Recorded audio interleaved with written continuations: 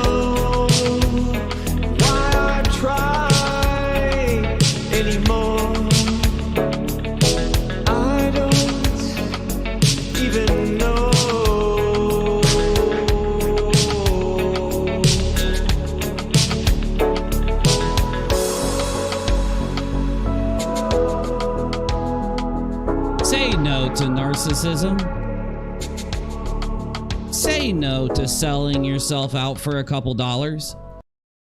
Say no to creeping through the graveyard on New Year's Day and New Year's Eve to try to find a story. Say no to all of that.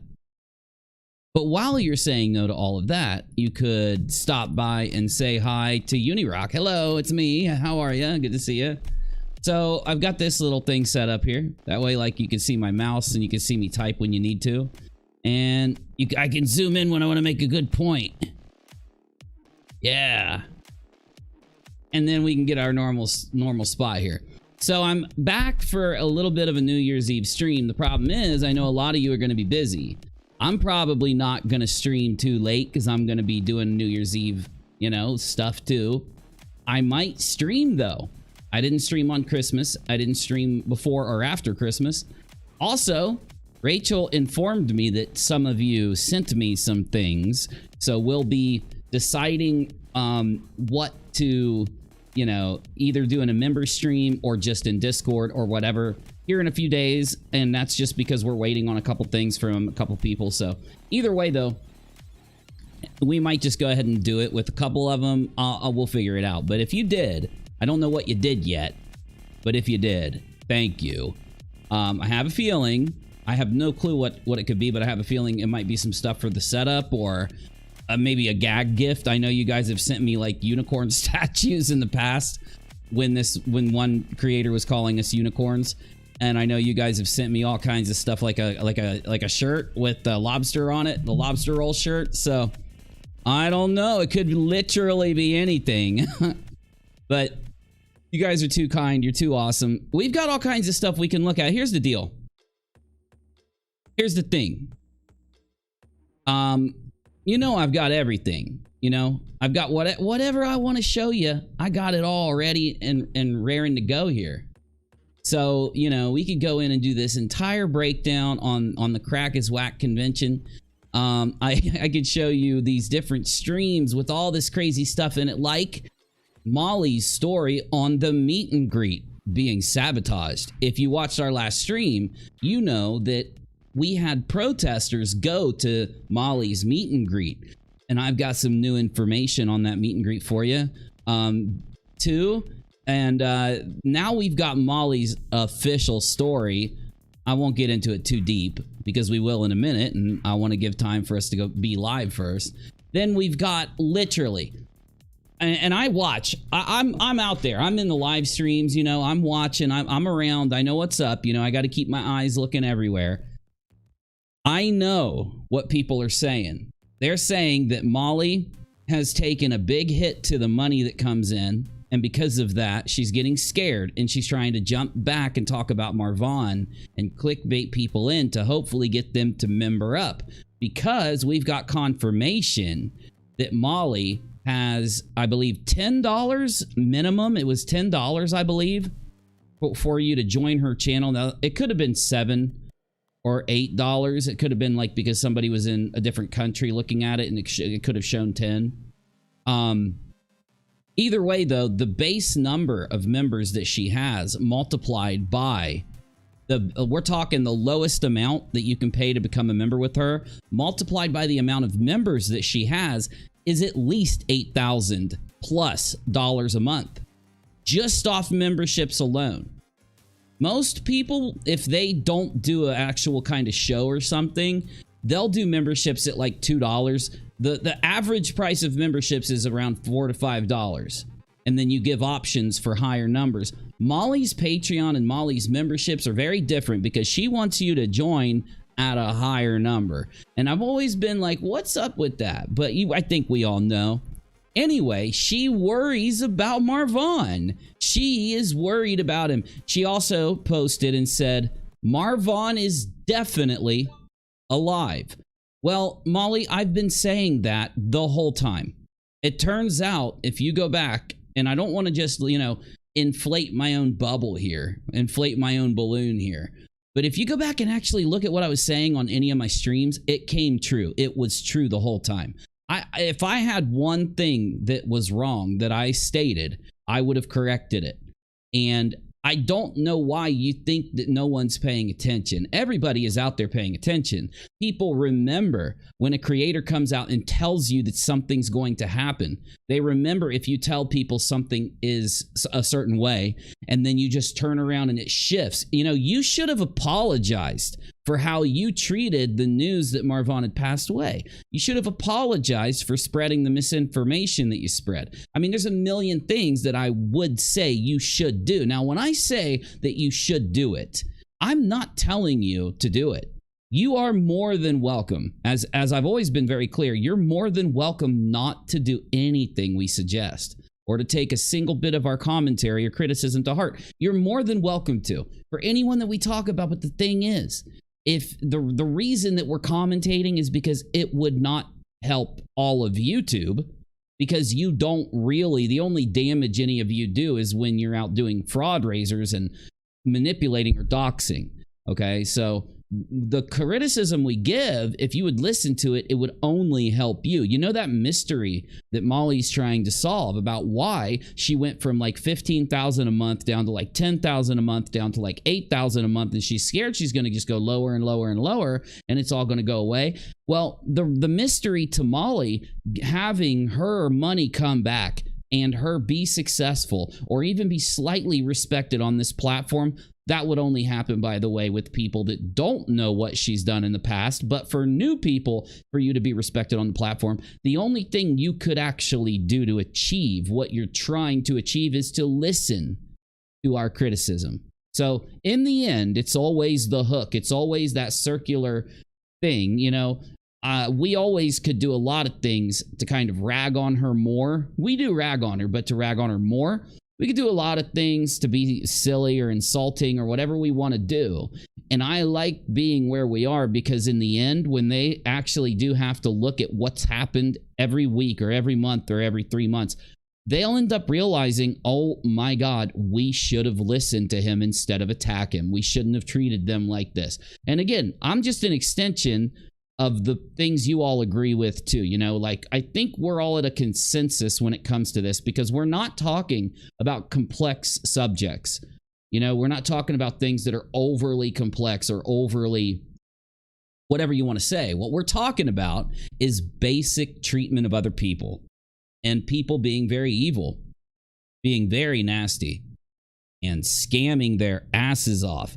Now, if you recall back to my last stream, and of course I want to get into the reactions because guys, this is cringy and funny. You're gonna freaking cringe and laugh at the same time. And you just might need your UNIRock patented Pampers to make sure that you don't pee a little bit while you're giggling at what you're about to see from Molly and crew. Let's start here because this is the good stuff. Now, this is a real poster, but one of our meme masters out there, one of our viewers decided they were going to change it to be more relevant to reality than the original. Now, again, I didn't do this. I didn't make this. I just thought this was a funny meme that would start us down our update journey when it comes to what's going on right now. Though there's another topic tonight that we need to hit. So we need to get into this quick because I'm not going to do that thing where I get lost in time. I'm a very commentary thick person. You know, I do a lot of commentary. I do it for a reason, of course. I'd compare, if I could compare my content, my style of commentary and stuff like that to any other YouTuber, it would probably be Rags.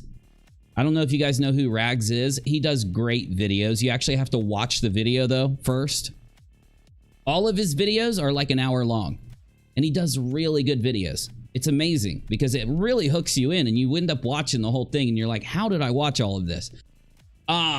Anyway, so we got to start with this meme. And the reason we're going to start down the journey tonight of this meme is this really what would explain the entire subject and situation out there? Would this explain the entire issue that's out there with these people? Is it because they, and I don't mean all of them, I mean maybe specific ones that are like crazy or, oh my goodness, why are we demonetized? We're never demonetized. Hold on, y'all, I gotta fix this. You know, I think YouTube is broken right now because everybody out there is complaining about this happening.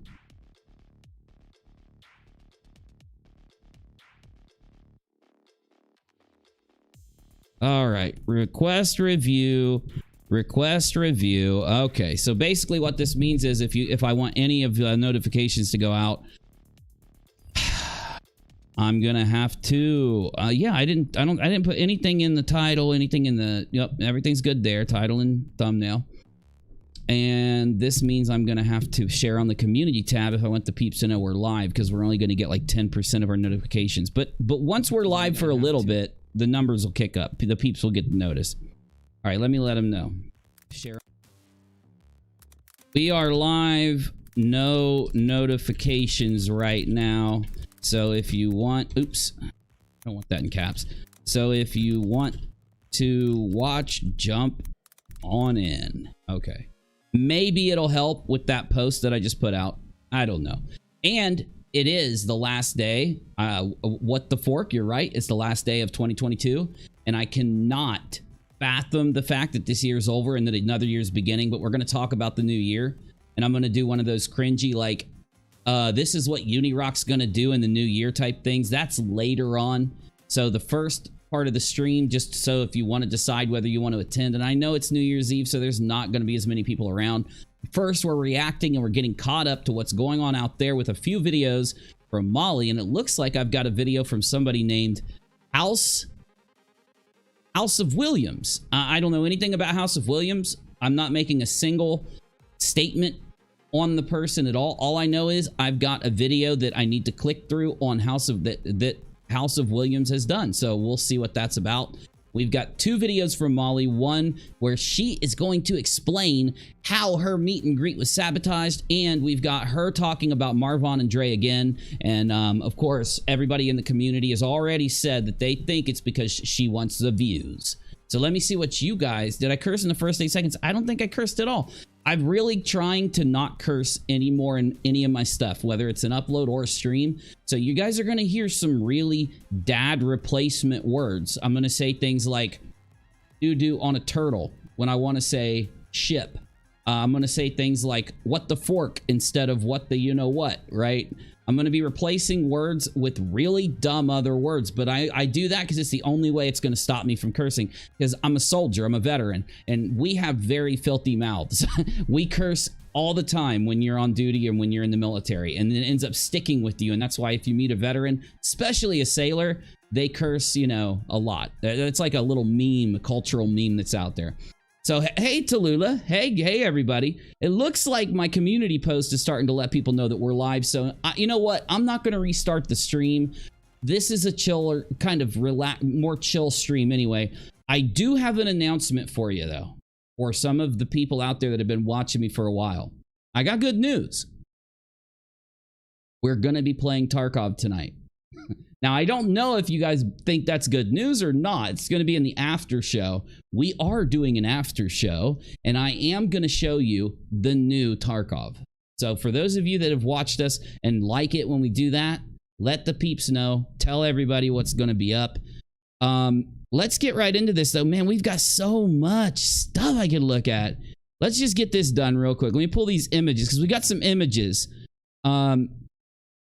So we've got the bottom screenshot in pink, the woman who admitted to reporting lockdown streaming. That girl always believes Molly. I'm actually wondering if Molly worries when she's not live streaming. If her mods, patrons, and members venture away from the GOLIGHTLY echo chamber, will they develop their own thoughts? Could that be why Molly can't stop streaming? Wow, she's going to lose having any sort of normalcy, like Walter and her son, all because she's addicted to the internet. And that's such a great point. And of course, I read it for a reason, but I want to talk about internet addiction, overuse of the internet. And I'm kind of like, for the last month, I've been really preparing for the new year when it comes to my content. And I've already got my Twitter updated for tomorrow. And it's a thing. It's going to be a little bit of a theme behind the beginning of the new year when it comes to my content. Whether you like it or whether you hate it, we're going to be focusing on showing people how social media is a lie. They say that it's called social media. And is it really? Is it really social media? Media that's supposed to be more social? I guess it is if you actually get a creator that's going to be honest with you. It's going to interact in some way. It's not going to lie to you, rip you off, scam you, or dox you, or come at you like what we've featured in the last couple of years through my content from these other creators.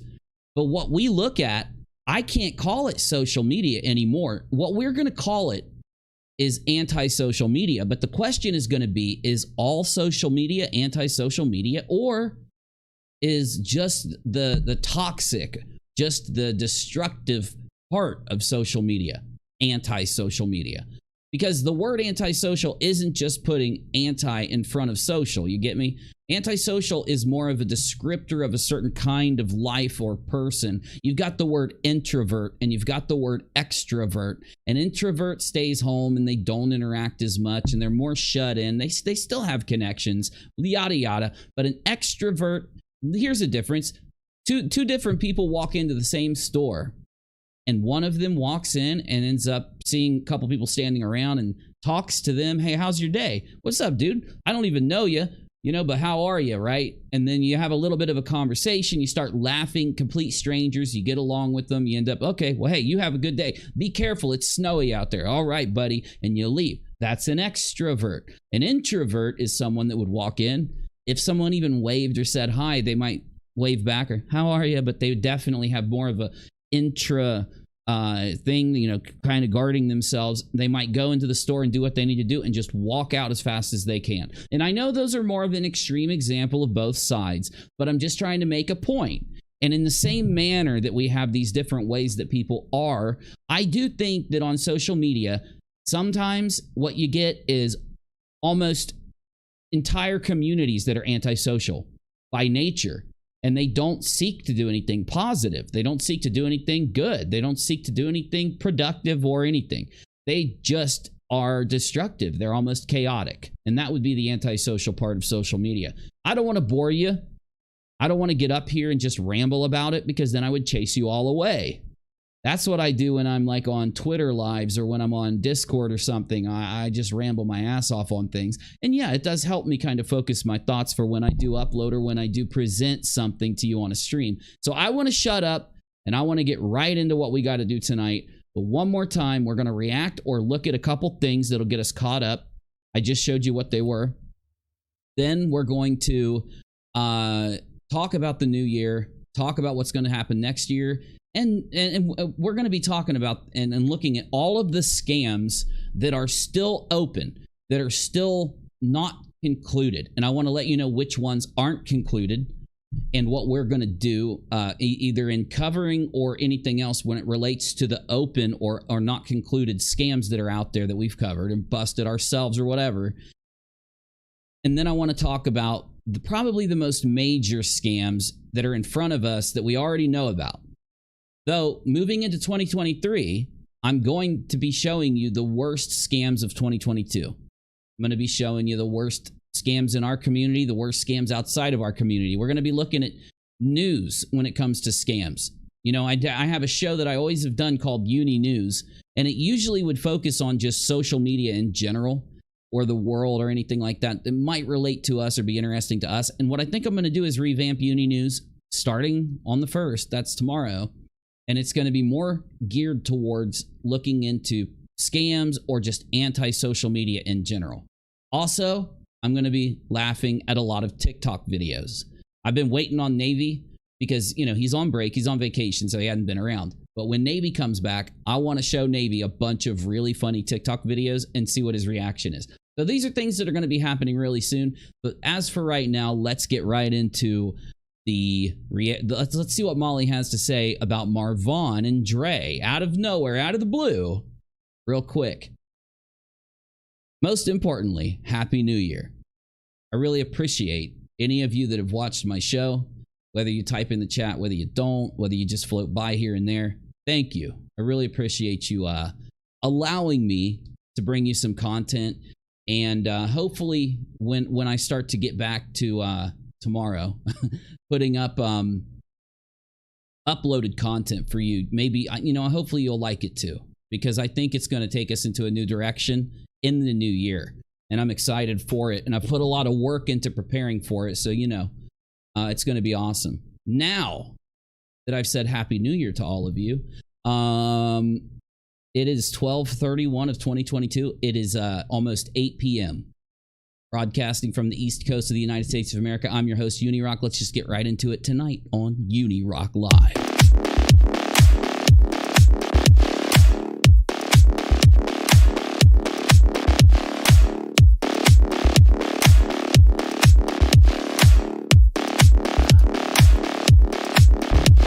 That's all I want.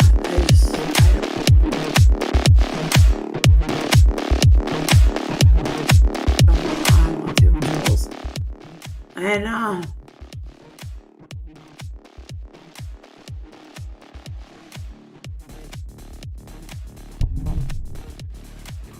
I came back this morning. Me and Jay came in from Florida. And I'm sorry that I have to put this on. Peggy says, I'm hooked on ROCKALOT. I hope you get hooked on UNIROCK too also. It's going to be more respect. I'm going to respect your time a lot more. Because I know these long live streams, they demand a lot more time from you. I want to give you more content that respects your time so that you have the option for either or, you know? But thank you, Peggy. I don't ever want to do that, but it just... I don't know why we're demonetized. We did nothing this stream that should have got it. It might have been the thumbnail. I don't know why. I've used it before. I have heard from a lot of creators that they've been getting demonetized, though. Hey, Happy New Year to you, Lauren. Thank you. Very kind of you. It's easier that way. Of course, you can always... What are you talking about, Molly? Come back and listen. You just can't chat. I don't want people being mean to him. You know what I'm saying? So, okay, let me just go ahead and reveal it to you because I don't have time for this tonight. It's New Year's Eve, and I'm going to bring you more focused Molly content going into the new year. Clips instead of like bigger videos because, man, and the reason I bring you bigger, longer videos of Molly is because there's just so much there. It's always action-packed. There's always information. There's always her doing something that we need to know about that's crazy as hell that factors into what's going on. I'm going to just bring you the really important stuff starting next year because I just can't waste more time. I think she's starting to enjoy the fact that we cover her so much. And I think she's trying to basically make content for us when she's doing these things. One thing she said is that she's admitted, she's contended, she has laid down her lie, her misinformation that Marvon had passed. And she now states that he's alive. Yeah. Also, she says that she's very worried for Marvon. And basically, everything that she said... What I said was, that doesn't seem like a reason to do a video on Marvon or on Dre. That's like, you know, and now that I'm hearing it, I'm kind of feeling it a little more. Or mean to her. Or mean to the family. Or mean to Miss Letitia. Now listen, nobody has been mean to Letitia at all. You guys literally took people being upset that Letitia ripped them off and them politely interacting, and in order to defend Letitia, you guys turned it into attacks. And we're not going to play this game. Though I will say you are correct. You should not be rude to Dre or Marvon or their kids. You guys have been monsters. You guys don't, like, I don't think they get it. They don't get to tell us what they've done. You know, I don't get to tell you what they've done. They don't get to tell you what they've done.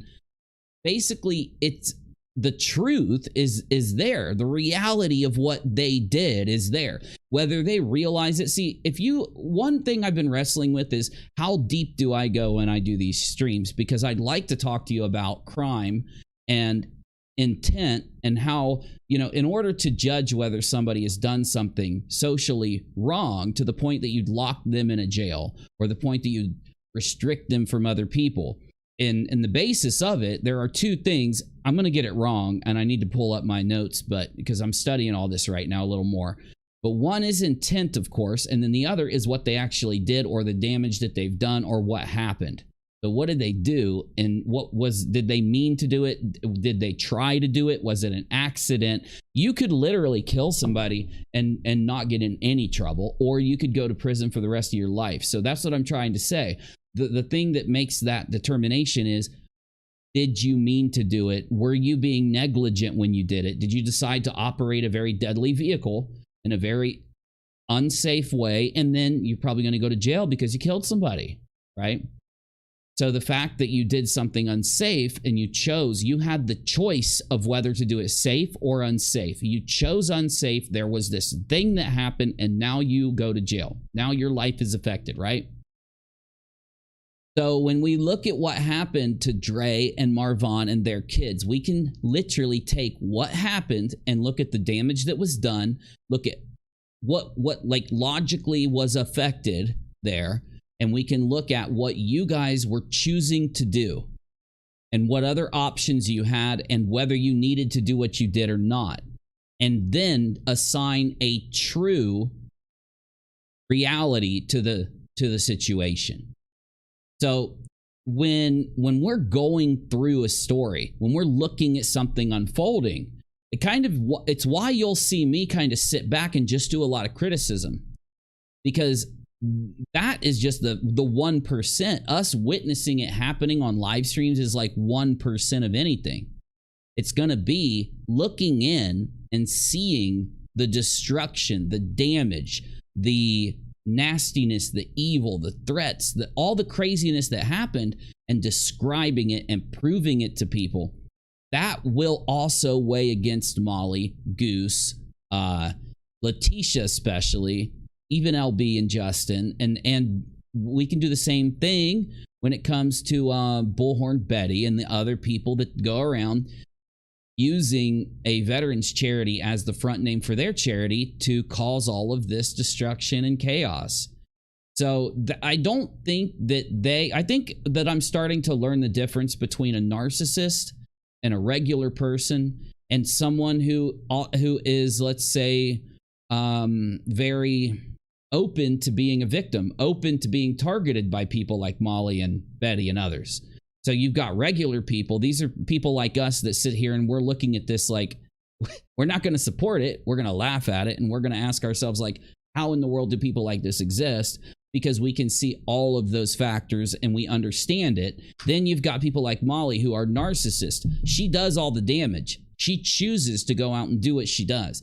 She literally, because she thinks she can make an excuse or she can just talk, she thinks she can change reality with her words because of some entitlement or some godliness that she possesses, or she's the queen of reality, so she can do this. That's how Betty is. That's how the rest of them are too. That's how LB is. That's how Justin is. And then you've got people that are very prone to be manipulated and attacked, used by these people, and those people, the category, they fell into the category of basically just being followers, being people that believe anything that comes out of the mouth of the people who end up doing the damage, right? Tell you one thing. Yeah, I have that RSV. Jake had it first, gave it to his girlfriend. Shopaholic stopping in to say hi. Happy New Year, everybody. And UNIRach. I'm off to go with friends tonight. Shopaholic, have a great New Year's. Thank you for stopping by. Really does make me feel nice that you guys will stop in on a night that's important when you have plans and stuff like that. So thank you. And for those of you who have already seen the family members you're going to see, or that your other family members are out doing something and you're home, hopefully I can entertain you for a little bit while we chill, right? That's the goal. I got it. Not doing well. You're watching. Well, you know what? I don't want you to be sick. I don't want you to not do good, not do well. So, videos, no. Yeah. I'm not like you. I don't hate people. I don't wish ill things. Well, yesterday we got to talking about. And what I mean by that, if she found out that I was really sick or something, she'd probably say, good, he's an asshole. It's why I said that. You all can hear her saying that, can't you? I can. Stories that affected us as far as heels go, whatever you want to call us. As far as heels go, whatever you want to call us, it's almost like they found out that there is a veterans charity, that UNIRock wasn't lying on them, that all these other criticizers aren't lying on them, that there really is another charity established as Heels on the Ground. And what they're doing by these protests and these controversial things using that name is having a detrimental effect, because when people see Heels on the Ground, they immediately think, if they know about it, of this. They don't even know or even are aware of the fact that a veterans charity exists out there. And again, I don't know if they're current. I don't know if they've, taken a break or whatever. I don't know if the funding cut or if they're still doing it. We just don't know. I'd like to interview them, not on stream, but just get an update from Heels on the Ground. Not you guys, the real Heels on the Ground, and find out, Hey, thanks, Shopaholic. You enjoy New Year's. You have a good New Year's. And I've already done all those New Year's where you go out and you're at a big city and you're out there with all these people and you're partying and all that. I've done it so many times, and I'm well past me going. And I'm not saying I'll never do it again. It's just I'm more of a homebody now. So if the kids and the fam, if I have the ability to stream on a holiday or on a New Year's, I will. But most of the time it's a 50-50 shot. It just depends on how the dice falls, right? I had to answer a question. DNA says House of Williams admitted they know that they stole the name, but feels that the real Heels should be thanking them for using the name. Oh my God. See, I don't even know who this House of Williams is. I'm just starting to find out about it. And, when it comes to names like that, I don't expect people to, not use a name when it comes to maybe certain things. Like YouTube channels, when I always tell people about UNIRock. When we decided to use UNIRock, it was because my daughter picked it out, actually. But when we decided to use it, I went and looked to see if there's anyone else out there using the name UNIRock, and there wasn't. So there was an old defunct rock and roll concert that happened every year that ended in like 2006 or 2002 or something in Brazil. Was the only thing that used it. So, in those situations, I'm not going to criticize. When it comes to this, though, they want me to think they didn't know. When you type Heels on the Ground in Google, they did when they chose that name. That shit comes right up. I don't believe that they didn't know. I think they're lying. I think they knew the whole time, Jen. Hey, Sang. Hey, good to see ya. No, I'm glad you stopped by. And glad to have you. I talked about how, Can you give us something? This is boring, Molly. It's New Year's. Okay, she's getting put on the 2 times speed here. Jeez Louise, all I want to do is get the information of this stream, and I want to know what you're going to say, and then I want to end this. You know, was there ever a story that ever affected you? And well, yeah, they all kind of affected me, of course. You know, I mean, I would love to talk to AFC Podcast. AFC Podcast is, if I had to say, if I had a favorite, you would definitely be one of my favorite true crime podcasters. You're not a true crime. You're a fake crime. You're a lie crime. There's nothing true about what you do. We've tried to let you know where you're wrong. We've tried to let you know what evidence is there to show when you're wrong, and you don't care. You operate on what is called a conspiracy theory. You start with an endpoint, and you pick that endpoint based on whether it'll make you money or not, and you then go out and find tiny little dots that will lead to that endpoint, but they aren't true. They're not real. You make them up, you invent them, or you twist something else to make it look like it points towards your endpoint. Because that's just not how the reality works. Reality, the endpoint is the reality. It's the truth.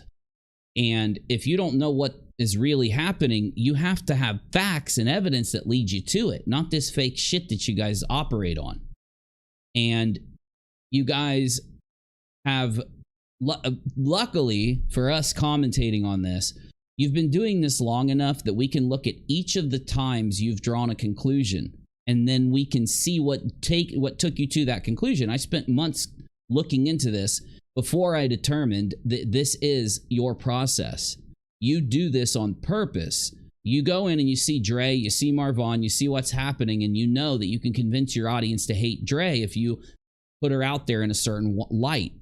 You are the sole person who went out there and played this game on Dre, right? It's just a perfect example of how not just you, but others out there create fake news, create misinformation, right? And that's the thing. Do you like being misinformation? Do you like being fake news? Because you are.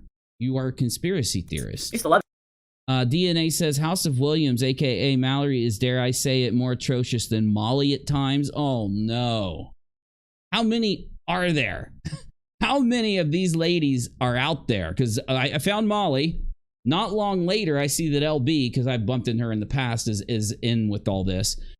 And then I find out that Bullhorn Betty is in this. And then I find out Bullhorn Betty is one of the most violent, insane people that exist. To be acting like this and then to do the things that she's done recently is scary, right? And now I find out there's another person that's involved here.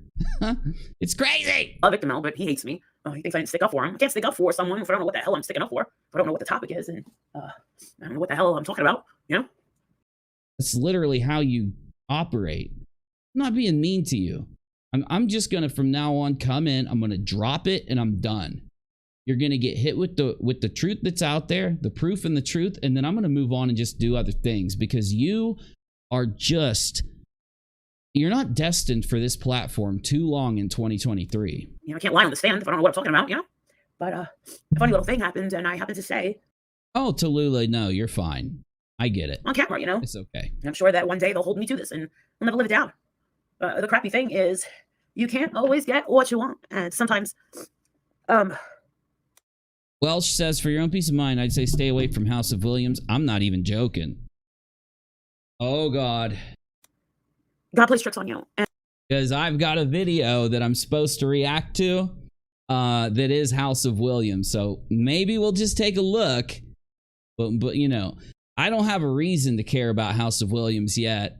I haven't heard of a fraud raiser that House of Williams has done. I don't know of any scams they've ran. So, you know, that's what we're more interested in, is getting to the bottom of those kind of things. And then looking at the misinformation or the effect that it has on the community, or just in general on people. So, you know, I bet you, though, the next thing you guys are going to type is, oh, yeah, she does fraud raisers all the time. And I had said, and I remember the look Bullhorn Betty gave me when I said this. I said, of course, you know. Oh, we're going to listen. It's the third video of the night right here. So we'll be hitting it soon. These stories bother me. And the question came up about money and do we feel guilty? And I said, absolutely not. Why should we? You should feel very guilty because you lie. You don't tell the truth. You use tactics to get ahead of other YouTubers. You use tactics to create things that only you can report on because you make it up. And then you use a multitude of tactics to try to prove your lie as part of a story. And because nobody else, like if you come to watch me and then you go to watch you, you guys are sitting there flipping out like, oh my God, Dre tried to poison Marvon. Oh my God, she's starving her kids. And you've got like weeks of content where you've done this. You come to watch me and I'm sitting here reacting to old Dre videos trying to show people that it's not true. It's not as exciting to debunk you. It's never going to be. To get to the truth is not going to be exciting because the truth is that your lie is a very exciting true crime story. Got me? But when I fact check you, I find that the real story is that a woman experienced this horrid tragedy, lost her fiance, or lost her husband, I'm sorry, father of her children, experienced the worst part of her life that she's going to experience for a very long time, more than likely. Hopefully she doesn't experience anything like that again, but she experiences this horrible tragedy, and you guys come in and lied about her to make her look like the bad guy so that you could make a bunch of money off of her social media fame. That's not an exciting story. And that's the thing. The reason why it's going to take me a long period of time to be able to get an audience that wants to come in and watch what we're doing is because the thing is, when you have fake exciting stories that are exciting all the time, people get bored really quick. You have to up the ante every stage of the story. But when you come here and we're looking at the reality of what's going on, it's real and it's true. There's going to be these discoveries and these moments that are just insane that they even happened. And they're real. They can't be reproduced. They can't be faked. They can't be invented. So that's the draw when it comes to our content compared to how you manipulate a draw for your audience. So the money I make is off of us literally making choices and doing things to give you guys something that's true and real and fact checkable. And that's why we don't have to be guilty about doing our show. The reason you should be guilty about doing your show is because of the damage and lies that you have convinced other people of. And then those people believe that they're basically doing the right thing after being coached by you, ironically. They think they're doing the right thing to go harass Dre, to go stalk Dre, because she's a bad person. She's a murderer and the police won't do anything. She's trying to starve kids and the police aren't doing anything. We have to step in. There has to be justice if the police aren't going to do it. This is how people react to your content. And this is why you do it like you do. Because now those people that are invested in that way are going to watch. It's a guarantee. Because they feel that they're delivering justice, or their support of you is delivering justice. In fact, it's the reason you guys manipulate and use the justice for blank hashtag on everything you do. You feel me? And every other regular YouTuber out there is just bringing the truth to people, trying to do it in an entertaining way. Or there's because of the knowledge they have of the process, maybe people watch them over others because they may get to the truth. They might be like have a reputation for what they do. You know, these things that draw people take years. What you're doing, you can pop up in a new subject you know nothing about and be the expert and be the one delivering the best information and the most entertaining presentation. And you can do it in a snap of a finger. It doesn't take any work. You're making shit up. You're just going on the fly.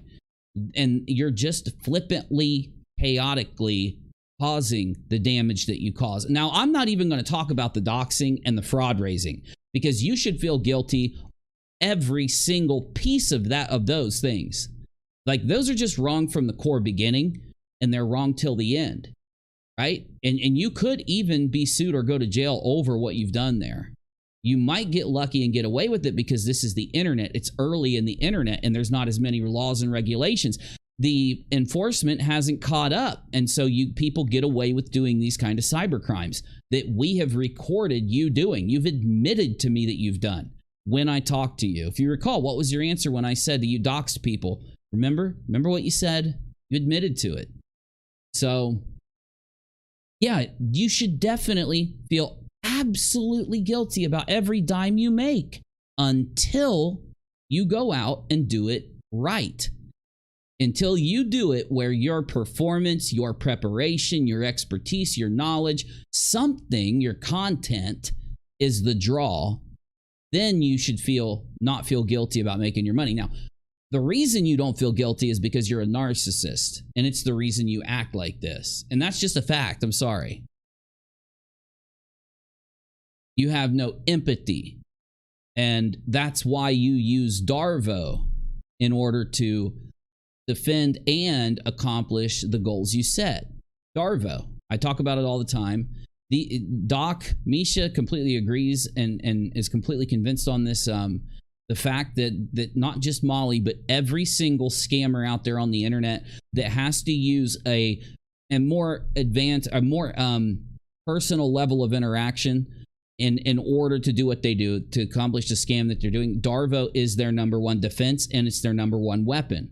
Darvo means you take your victim and you make them the perpetrator, and you take you, the perpetrator, and make them the victim.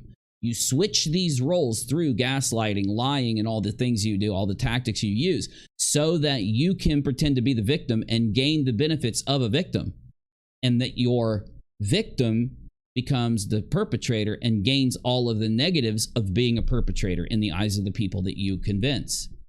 And that's why someone like myself, Nonsense, or any of the multitude of people out there who fact check you every day, record your videos, they're doing a good thing. We're preventing the Darvo. You have to convince your audience in order for Darvo to work. But for people who go out and they start looking to see what's going on about this whole thing you've presented, when they discover that you Darvoing people is just completely false, and it is actual Darvo and not the thing you've presented, it falls apart. And that's why you've been having a hard time in the last few months with the increased presence of debunkers coming in and calling you out. J-Dub says, Happy New Year, Uni and family. Thanks for all you do. UNIRock, we appreciate you, and I appreciate you too. I hope I say it enough, because the reason I can do the content I do and the reason I can do the streams is because you guys show up and because some of you do support. The more important thing is just showing up, liking the video, and doing all that. But I do appreciate all of you also. Now, I know I just did a long rant. I wanted to get that out of my system. Now I don't have to bring it up again. So let's go ahead and let Molly finish so we can get to video number 2 of the night here. We feel guilty about being paid. You know, we do help out the families, and we do recycle this money that we earn on YouTube into the next story. No, you don't. You're lying. And I don't even have to debunk you here, because that's what's happened in the last few weeks. You e-begged. You got all this stuff done to your face. You paid all this money. You bought all these things. You're just outwardly lying. And we get it. You feel lucky that you've stumbled upon, you know, your $8,000 a month in membership revenue, minimum $8,000. And you feel lucky that you have what you have and you want to hold on to it. Molly, again, why is it that people don't do what you do? Why is it that people out on the internet would choose to maybe do what CoffeeZilla does, myself, all the other debunkers, all the other scam busters, as opposed to running scams? Because your content is temporary.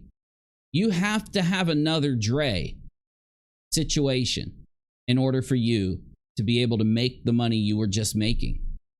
So even if you have a banger of a story on your next story, you're not even going to barely make anything off of it compared to what you made off Dre, right?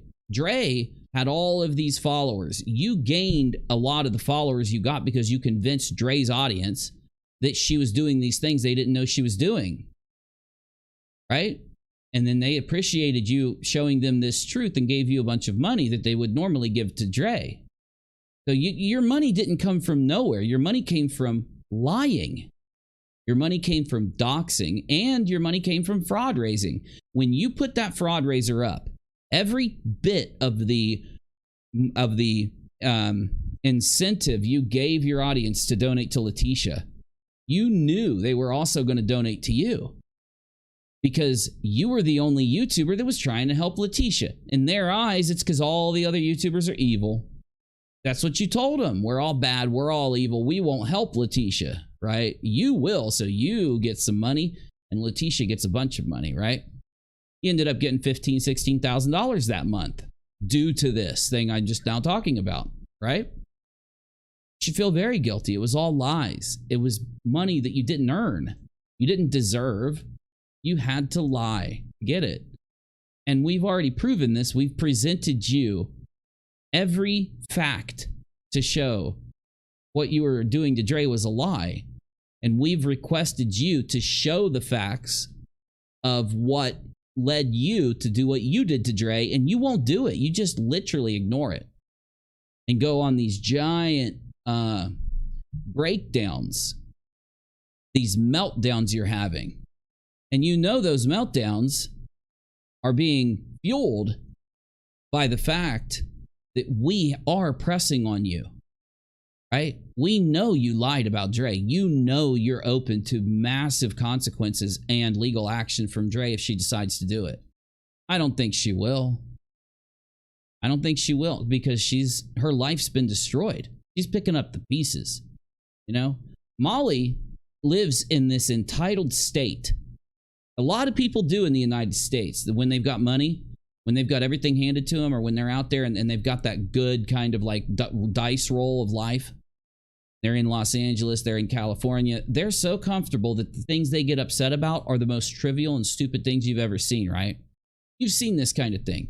That's what Molly is. Now, Dre, on the other hand, is someone who is trying to get by day by day by day. She's someone that wants to wake up next to Marvon and can't.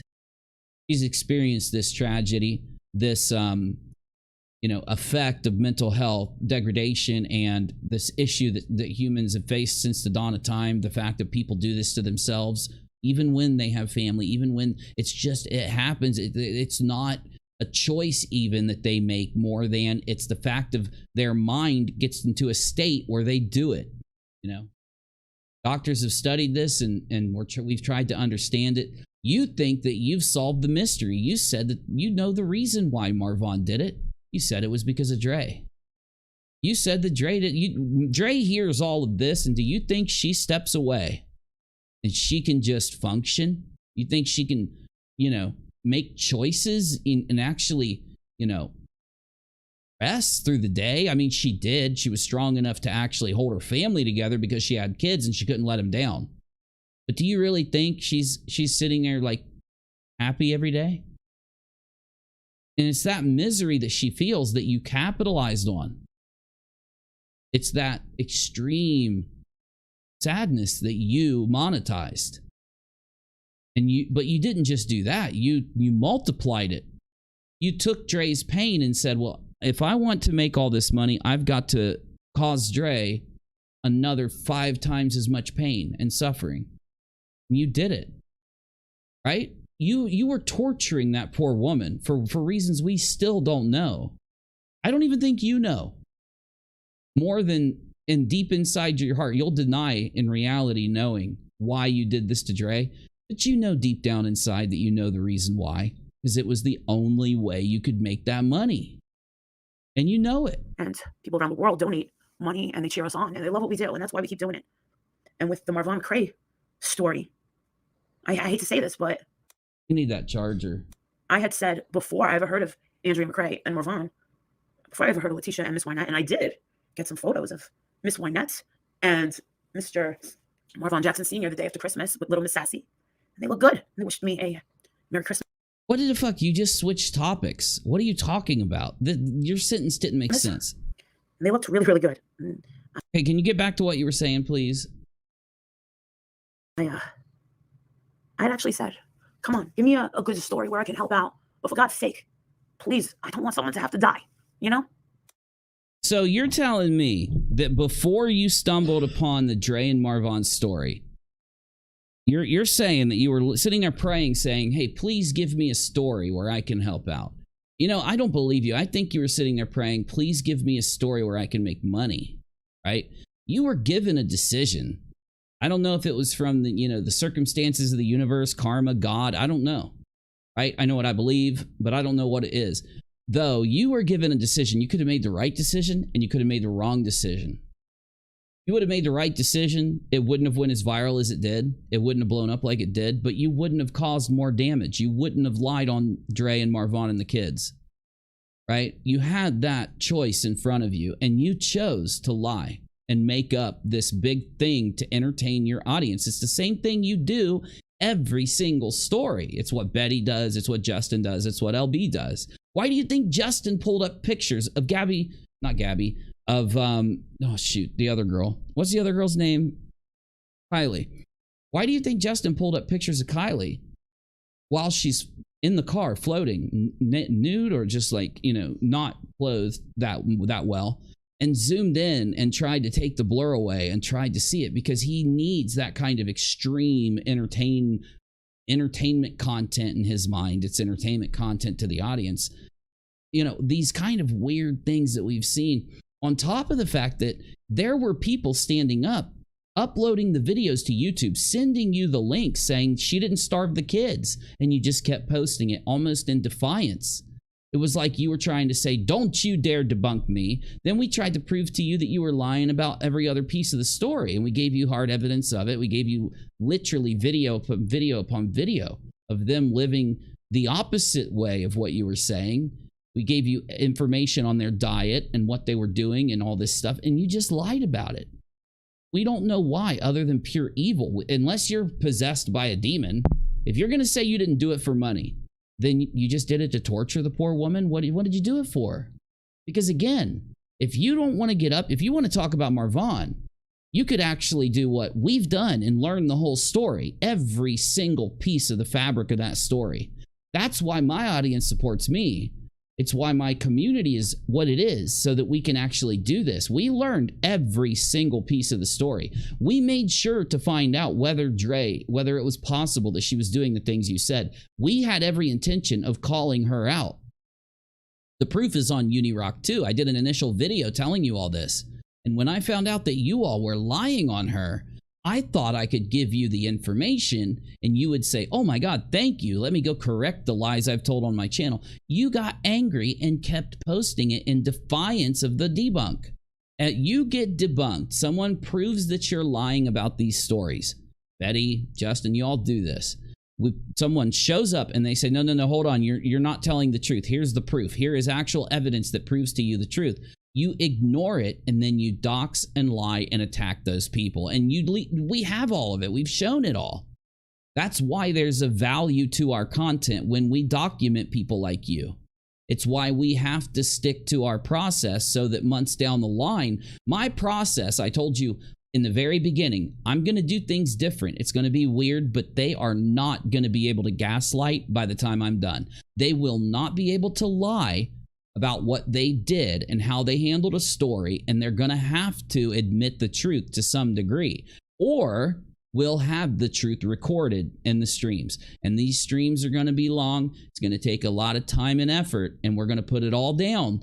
The whole timeline of everything is going to be on these streams. And when they try to gaslight and turn themselves into the heroes, because they're still doing it right here. What do you call this? This is Molly GOLIGHTLY saying that what she did for Dre and Marvon and Letitia made her the hero. She helped the family. She's not keeping, you heard it out of her own mouth. She just told you she's not keeping any of the money.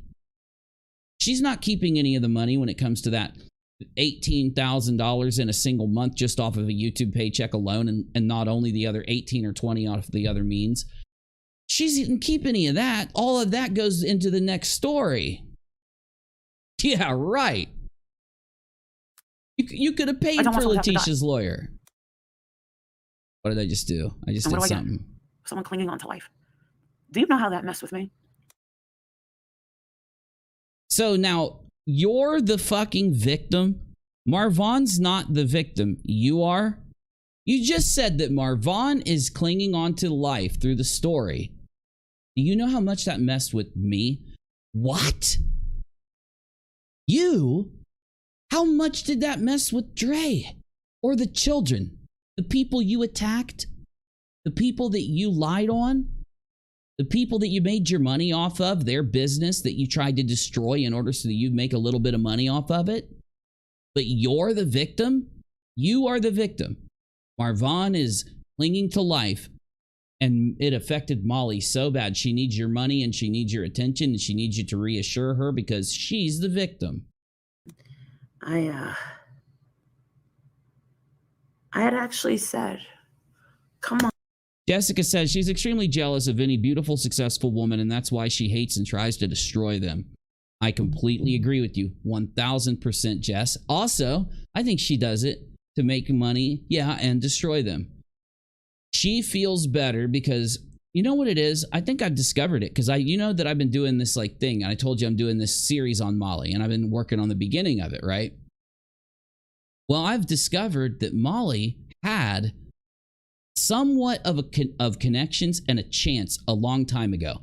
There was the glimmer of a chance for her to be successful in front of her. And instead of her doing the work and the time and the dedication to actually grab on and create and nurture that small little spark into an actual career, she got high. She got drunk. She stole money from strippers. She got in trouble. And because of these things, she was labeled a psycho. People didn't want to be around her. She was crazy. She had a loud mouth. She was nasty. She was mean. Instead of people embracing her, they turned her away because of her actions. So, you know what I think? When she tries to bring someone like Dre, who is literally broadcasting their life every day, living with their kids, feeding their kids, teaching their kids, loving their kids, laughing with their kids all day, hours and hours and hours of all these videos, she goes in and creates the lie of the opposite kind of lifestyle for that. And I think she does it because if she can get them to be brought down to where she was when she failed, I think it makes her feel better about the fact that she is where she is. I think it makes her feel better about, see, she got up there and said all of these things about Dre. And the only effect that it had was to make her some money, right? Her getting this viral attention from it. She made money, dirty blood money off of it. It really is dirty blood money. And by the way, Molly, I don't know what you believe in. Got me? But when you deal in that kind of money, if you aren't an atheist, there's a lot of stuff that people believe about karma and about, you know, people getting 3 times of what they gave. So like, you know, you have said you are a believer. I don't know what you believe, but you should try to sit down and give it a hard think sometime because, I mean, it just seems like things aren't going to go that good for you. Even if everybody just stopped talking about you right now and you just went and did your thing, I don't think it's going to go good for you because you're going to get what you gave times way more than what you gave. That's just how the karmatic flow of the universe works, whether it's God or whether it's just how things are, who knows, but you know, well, Mop, thank you. And no, you know, I think we need to close the book. We got to close a chapter of the Molly story so that I can actually, you know, I want to be armed with enough information to really document her. And after the last discovery, remember that woman that was when Molly first created her channel? There was that woman, I forget her name right now, but I got it in my rooms, in my notes. That woman is the key to the beginning of Molly's story. Now I've got, you know, the majority of everything I need to actually start at the beginning and document what she did and what happened. The point is, closing this off, showing you that the end of the Dre story is Molly taking victimhood from Dre and giving it to herself. She took the money that she could. All that money could have went to the family, to Marvon's family. Dre and the kids and Marvon in case he wakes up so that they're good. And she sucked it into her own pocket and she diverted it into Letitia's. And then Letitia ran. She's still gone.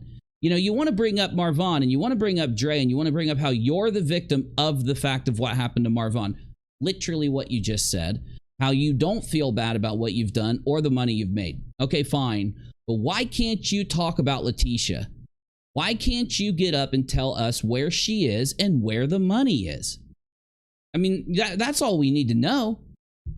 We need to know where the damn money is and why she's not updating the donators to where the money went. Show the proof. Show the truth. We all know where the money went. It got blown the exact... you know, if she spent it any other way than how you spent the money you made off Dre, I'll be shocked. I bet you she did exactly what you did. Going out and treating herself and getting these facial injections, buying these vehicles. We heard she bought a vehicle with the money. I'm thinking she did exactly what you did. Got me? You know, one of the reasons why you all are so empty, you and Betty and Letitia, the reason you guys are so nasty and evil and just vitriolic is because all those things you spend that money on, they don't fix anything for you. It doesn't change anything. There's no magic out there that's going to reduce you back to being a 20-year-old. It's going to take away all the aging and all the issues and all the, you know, problems from the partying and everything else. There's nothing that can do that. That doesn't work in this world. Also, there's nothing that's going to give you back those opportunities that you squandered when you decided to party away any opportunity you had to be successful yourself. You've created a machine of hate. You've created this kind of coverage where I get up on YouTube and I turn a victim into a horrible perpetrator, and then I attack them and make fun of them and put them down, and I call that justice, and I make a bunch of money off of it. The reason I think you said you're not guilty about making that money is because you are. I don't think you tell the truth. I think you are guilty about making that money. Mom, give me a good story where I can help out. But for God's sake. When you help a story, you tell the truth. When you get something wrong, you actually correct yourself. You don't act like you acted. Please, I don't want someone to have to die. You know? So it's okay for you to basically just torture the living hell in a defamatory way out of Dre. But dying, you know, I'd like to ask Dre how close she was to the edge while you were doing what you were doing, you and Letitia, to her. How close she was to doing the same thing and how she was affected by it. I don't think I'll ever get a chance to. I think it'd be a great part to the story, but I don't think we'll ever get a chance to. But I guarantee that you guys pushed her to the edge. So you want to sit and talk about how you don't want these things to happen in these stories. How? You guys were literally just saying the most evil things you could possibly. If there was a way, if there was an evil thing you could say about Dre, it already had come out of your mouth. And that's just a fact. Like, I can't sit here and think of a more evil thing that you could have said and done to Dre McCray through YouTube. Now, there are things you could have done to her in reality, like in the real world, that would have been more evil than what you did. But when it comes to the internet, you and Letitia and your friends, what you did to Dre was one of the most, like, you basically weaponized YouTube to the full potential you could ever weaponize YouTube against a singular person. Because it's very limited the kind of damage you can do against somebody through the internet, through YouTube. You know, short of sending somebody to cause harm to someone, which you didn't do. You did everything up to that, and you almost did that. You did. You almost sent somebody to cause harm to Dre, because you sent strangers to Dre's home over and over and over again. You admitted to this. I have video evidence of all of this. I've already shown all of it. And any of those people could have just snapped, went in and kicked the door in and just, you know, went crazy if that could have happened. And I know you're going to say, well, it didn't, and that would be really rare for that to happen. Sure, but it happens. It does happen. I mean, you are sending people that are already mentally over the edge. Any normal person isn't going to go stalk Dre for you. So they're already guaranteed. The people that you sent after her are already guaranteed not to be right in the head, is the point. They're already going to be, they already have a potential of doing crazy things because they agreed to do this in the first place, right? So I would say that it's a little more of a danger than you'll admit that it is, sending all those people to stalk Dre, but you did it. They stalked her like crazy. And why is it that you can send people to stalk Dre? Every other person, every business out there, if they need somebody to be watched, they have to pay a private investigator a lot of money to trail somebody. And of course, it's because they know how to not violate their rights or break the law through their pursuit of tracking that person. Now, the way Molly says it, she can just have any patron or any person from her channel just stalk the hell out of a person, and it's fine. So how is that fine when every other business and every other person has to pay a private investigator, and they won't even do what you had the majority of your stalkers do? Well, let me give you an example. They won't film into someone's window. They won't go up to a privacy fence and film over it. They will not go and into the front yard and film into a window. And this did happen. You did that, right? I don't know. I think it's a good point, but I'll shut up. I don't want someone to have to die. Well, you know, doxing people, sending people after people's homes, showing people's houses on your stream. These are all things that are the most dangerous things you can do, short of telling someone to go do it. There is no other option. You have gone to the full limit. So I don't know how you can sit and say this unless you're lying. And what do I get? Someone claims. What do you get? You got like $18,000 just in YouTube revenue in the first month. Plus, probably just as much money on Patreon, PayPal, and the other methods. What do you mean, what do you get? You got a shit ton of money for what you did to Dre. You know that $8,000 in membership revenue you made this month? That alone came from Dre. Because before Dre, you only were making like 200 or some shit. So, what are you talking about? Dre gave you all of this. You sacrificed Dre to, you threw her in a volcano. You literally sacrificed her to Satan. You just went after her in every way you could to defame and slander her for that money. That's how you got that money. Are you denying this? Is that what you're doing? Because you didn't deny it. You didn't say that you did anything wrong getting Dre, the money from Dre over Dre. You said that you don't feel guilty about making the money off of Dre, right? You following me, people? Because I think she knows that she basically sold Dre out and defamed and lied on Dre, ran the fraud raiser over Dre, doxed Dre and doxed all the donators. I could just go on for like 10 minutes. I don't have to, do I? Clinging on to life. Do you know how that messed with me? And because you're the victim. Poor Molly GOLIGHTLY made $80,000 in 3 months off of defaming, slandering, and attacking Dre, and I feel so bad for her. Are you kidding me?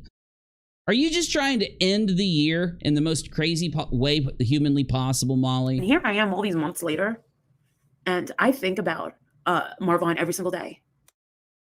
You probably do. Every time you look at your revenue and how low it is compared to how it was when this was all going on, you're probably thinking, what can I do involving Marvon and Dre today to fix my revenue problem? And every time something comes up on Facebook, window peepers. I love it. I've finally found a word that perfectly describes these YouTube doxers. And you can, to be a window peeper, you can't just be a doxer. Okay, I get it. Some people go out and dox to be funny or whatever. They're doing little anonymous games. I'm not talking about them. A window peeper is an obsessed person, a hater that also is doxing and tracking every detail and just completely obsessed with their target. Somebody like Llama Drama Mama, she's a window peeper. Somebody like Molly, she's a window peeper. Lobster, window peeper. You following me? So you gotta have that quality where you're not just in it to get information for a story that you're running, coverage that you're doing, content that you're doing. You know, you're not just going that far. You literally want every detail that you can get, and you want to spend all your time inundated peeping, right? So if you had to do the same thing in the real world, the only way you could do your digital equivalents in the real world is to walk into their property and peep in their window at them 24/7. Right? And that's why Molly and Llama Drama Mama and all these people are window peepers. But we'll get into all that later. The Yuma Police Department. Because this year has been the year of the window peeping perv on YouTube. And they're talking about another case. Here I am, you know? Ta-da! But what about? It's someone who obsesses so much about people that they hate that those people become the center of their entire existence, says Lauren. Yes, and I typically reserve it for people that also dox, but it can also apply to people who don't, if they meet what your definition very heavily. You are absolutely correct, Lauren. Yes. Oh, Marvin McCray. Shot the ball on Marvin McCray. We need an update. That wasn't good enough. Not for nothing. And when I talked to my husband, I was like, you know, what? I just would love to know I would love to interview your husband and ask him just about things that you talk about involving him. I don't want to know anything else about him. Just when it comes to your YouTube channel and the things that he knows you do, I want to know what he thinks about it. Because I don't think he thinks what you say he thinks, because I don't think he's crazy like you. I don't think many people can be crazy like you. So I don't think that your family is crazy like you. I don't think Walter is crazy like you. But I do think that when you go to Walter and you tell him, unless you're lying to Walter and he's not watching or listening, then I guarantee he's not watching and listening. Unless you're lying to him about what you're doing, I don't think Walter is okay with any of this. I think he's telling you the truth to try to help you, if he's not also just like you. And he very well could be. You could have found your match and got with your match, because I've done it. I know a lot of people do. They find somebody that's a lot like them, and then they settle down with them. So yeah, he could be as crazy as you. But from what I've seen, from what I've heard out of Walter's mouth, I think Walter tells you the logical response to the majority of what you bring him. And of course, only if you're telling him the truth. So let me just see, if you went to Walter and said, what do you think about what I did to Dre? And he said, well, which part? Okay, where I had all these people watch her house 24/7 and stalk her around. And of course, he's going to say, well, you could probably be sued for that and also go to jail, because that's called cyber stalking. It's a crime, and it violates the privacy of the person that you're targeting. And, you know, that's why people hire private detectives. I think Walter would probably respond a lot like my commentary if he is a normal, like, husband figure. Get me? I don't know. Maybe you guys know more about Walter. Is Walter? Let me ask you. I'm going to ask you, because, you know, I don't know. I truly pay attention to what I need to pay attention to do this show. I really don't go too far out of the realm there. So let me ask you about Walter. Is Walter as cray as Molly? And only go by evidence. Okay, so what I mean by that, when you vote in this poll, only take what you've seen. So have you seen Walter act like Molly? Have you seen Walter, you know, blah, blah, blah? Then you'd say yes. Has Walter always seemed like, you know, he's kind of like giving Molly good advice, or he seems like he's standoffish when it comes to Molly's craziness? Then you'd vote no. You guys tell me. I'm asking you right now. What if we hire a private detective? And he said, Marissa, for God's sake, he's like, you are not a family member. You've gone overboard. You have to. See, this is what I'm talking about. This is what I'm talking about. Every time I hear about Walter, or I hear him, he is telling her the truth. You are going overboard. No, you don't need a private detective. You don't need to lie about Dre. You don't need to attack Dre. You don't need to do any of this stuff. This is the bad stuff. You can go to jail for this. This is called, you know, violating their privacy. A right they have. Oh, this is... No, Happy New Year's to you, Cherie, and thank you. And Cherie, I have to give you an extra thank you out of everybody, because you've done a lot submitting clips to us, and it saves me a lot of time and a lot of effort, so thank you. You've made the show, many episodes of this show is possible because you recorded it, and she privated it, and of course I wasn't able to grab it. Now, yeah, like I said, it's not that I'm trying to make Cherie do everything. If Cherie didn't do it, I would go get it off of someone else's channel later on. It would just be a few hours later. But because of Cherie, I'm able to bring you things like right away. So Cherie, you're excellent. You're great. Thank you so much. And remember, only help, or only turn in things you're already looking at, right? Don't feel like you've got to do anything extra here, but we do appreciate your dedication. You are an MVP, Cherie. Excuse me. You're a busy MVP. It's like, there has to be a time you throw in the towel. You should have threw in the towel when we first appeared. you should have thrown in the towel. Because it took us a week to start presenting massive evidence that you were wrong in this story. We then told you where you guys were collecting money in a way that would get you in a lot of trouble if you didn't do it right. And we gave you every bit of advice so that Letitia could avoid getting in trouble. And you could still make a bunch of money. Sure, you and Letitia would have made way less money if you would have listened to our criticisms. But what's the difference? Are you that greedy? Yes, you are. You were so greedy. You're so, whatever it is, evil or nasty or whatever. You made the conscious choice to have to go the extra mile when you had the option to bail out, to be honest, and still make a bunch of money. You had to guarantee the next month's money and the next month's money. You had to drag every dime out as far as you possibly could in this story. Because of that, you chose the most greedy way to handle it. You lied to your audience. You lost a massive amount of your audience due to the lying you did to them, right? You'd have so many more people still there watching and participating and donating and blowing up your chat if you would have just been honest with them, would have maintained more. You would have moved forward into the next story with a lot more people because they would have trusted your coverage. They would have trusted your thing. No one trusts what you do. You think that the people that support you trust you as a source of information. You're wrong, Molly. They trust you as a source of entertainment.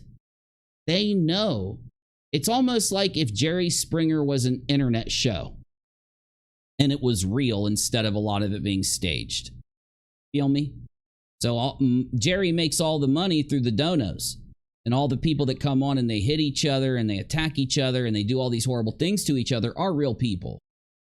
And everybody's criticizing Jerry Springer like, dude, you're literally making money off of violence and all this stuff that's against YouTube's terms of service. Like, we can't even make jokes about what you're doing without getting banned. And you're up here like basically monetizing every bit of it. You feel me? You feel me on that, on the comparison there?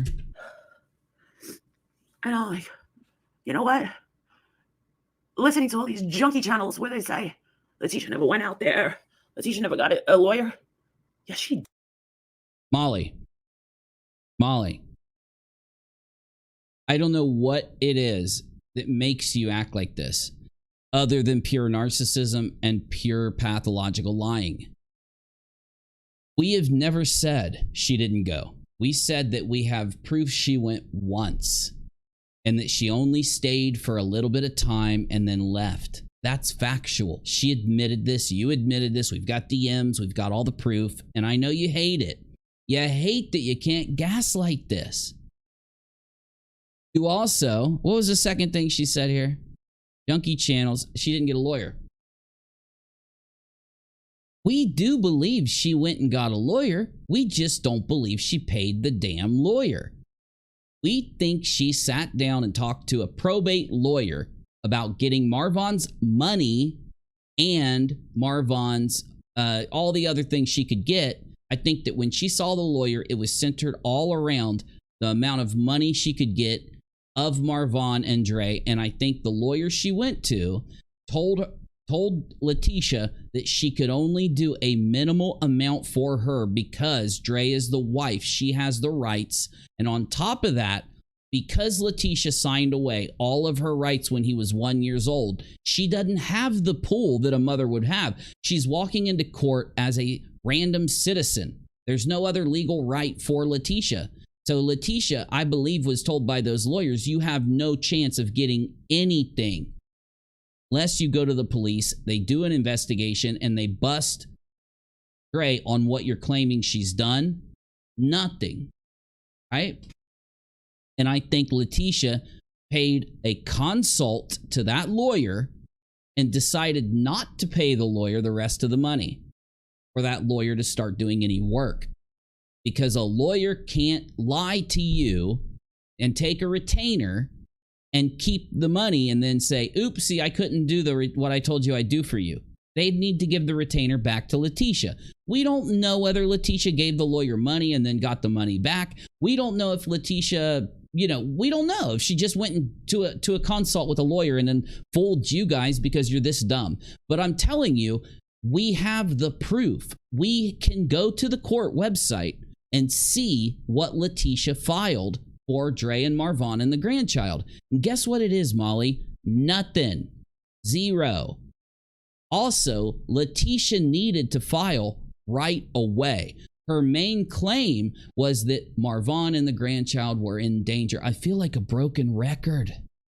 I'm really glad you decided to do this at the end of the year. Because next time I'm going to tell people to listen to my last stream at the end of the year. Anytime I got to explain this again. I already explained it. You can go to the last stream of 2022. All of it's right there. Because we know that Letitia kept that money. She didn't give it to a lawyer. A lawyer didn't go and file the necessary things. Now, there's a reason why you've changed the intention of Letitia. See, you act like you guys crowdfunded Letitia to get a lawyer so that she could just do anything she wanted to with this lawyer. You crowdfunded Letitia using this lawyer to save Marvon and the grandchild from the evil Dre, due to all the lies and bullshit that you had given the public.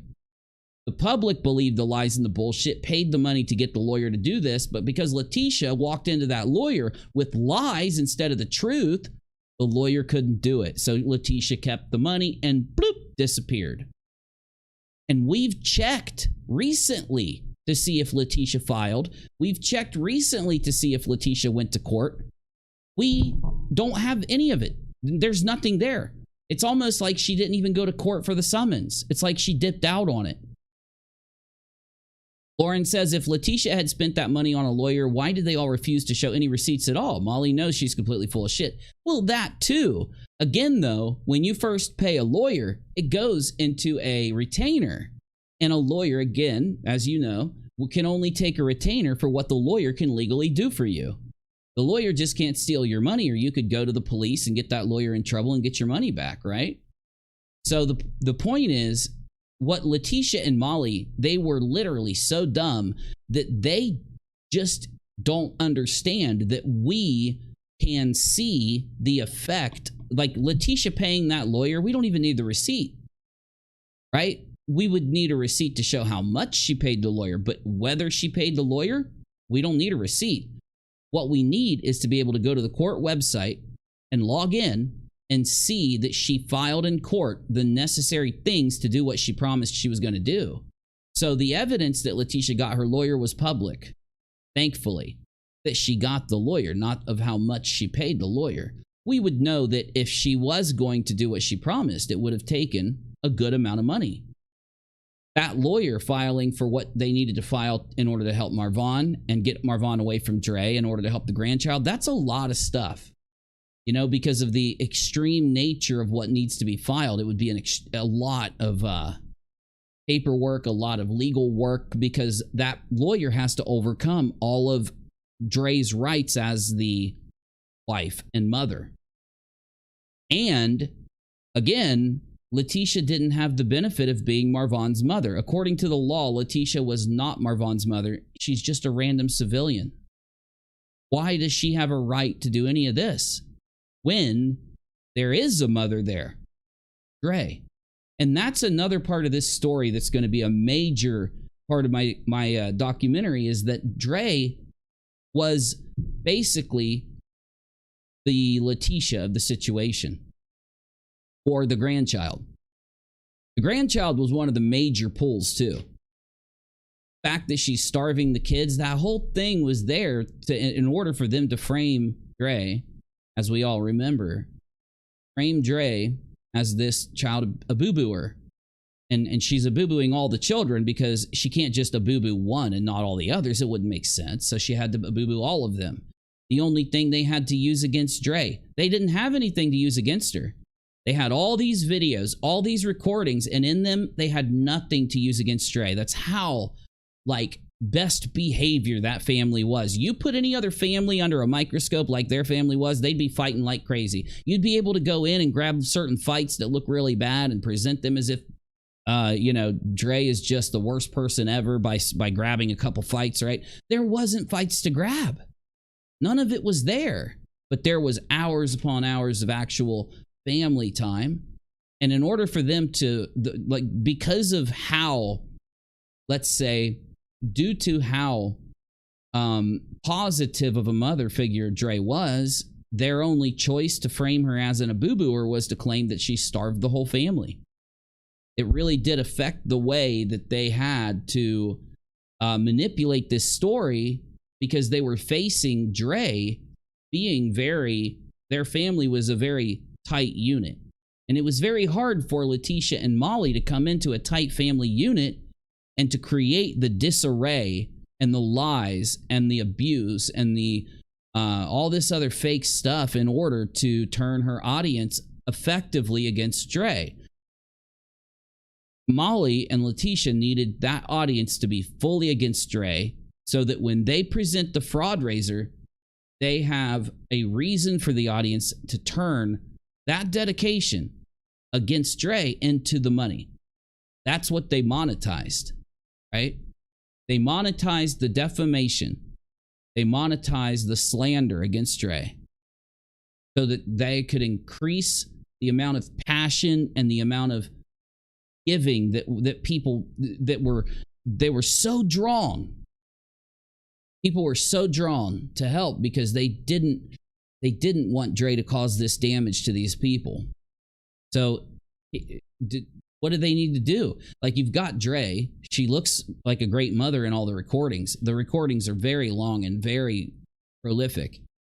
So it took a lot of work from Letitia and LB and Justin and Molly and the rest of the people that helped them to condition the audience to believe the opposite about Dre. They had to work really hard. And it's also why people like Nonsense, myself, Missing Puzzle Pieces, everybody who came out and started to challenge them and fact check their claims about Dre, we were very much dangerous to their narrative, dangerous to the scam. The scam was the monetization of the defamation of Dre McRae.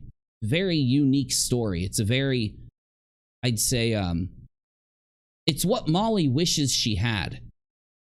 Feel me? Me stumbling into this story presents an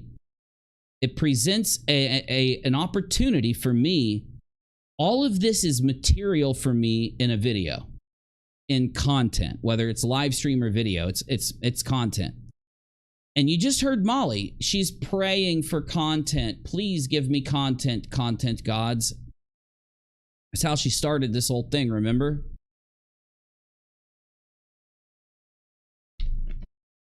So the opportunity that I've been given from Molly, I could squander it and not make a great video, or I could do really good video showing how they monetized their slander and defamation of Dre into a large amount of money through a fraud raiser, right? It's a very unique story. It's a very,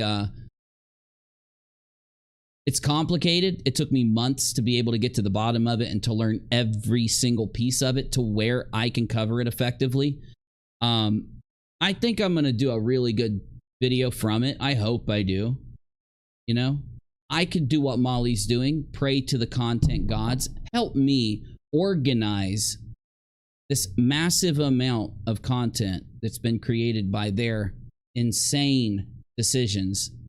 Help me organize it into a video that's entertaining, that embodies the weight of what happened, that embodies the effect of what happened. You know, like this, these are the things that a real content creator would say with real content in front of them. You see, you feel me? Molly is an example of someone that's praying for an opportunity to monetize defamation, to monetize hate, to monetize a fake story against Dre McRae, monetizing misinformation. The absolute definition of a conspiracy theorist. There's tons of evidence that she went out there. I have a video. Yeah, we know she went out there. She was supposed to actually save Marvon. You weren't supposed to do the absolute bare fucking minimum that you could do with the money.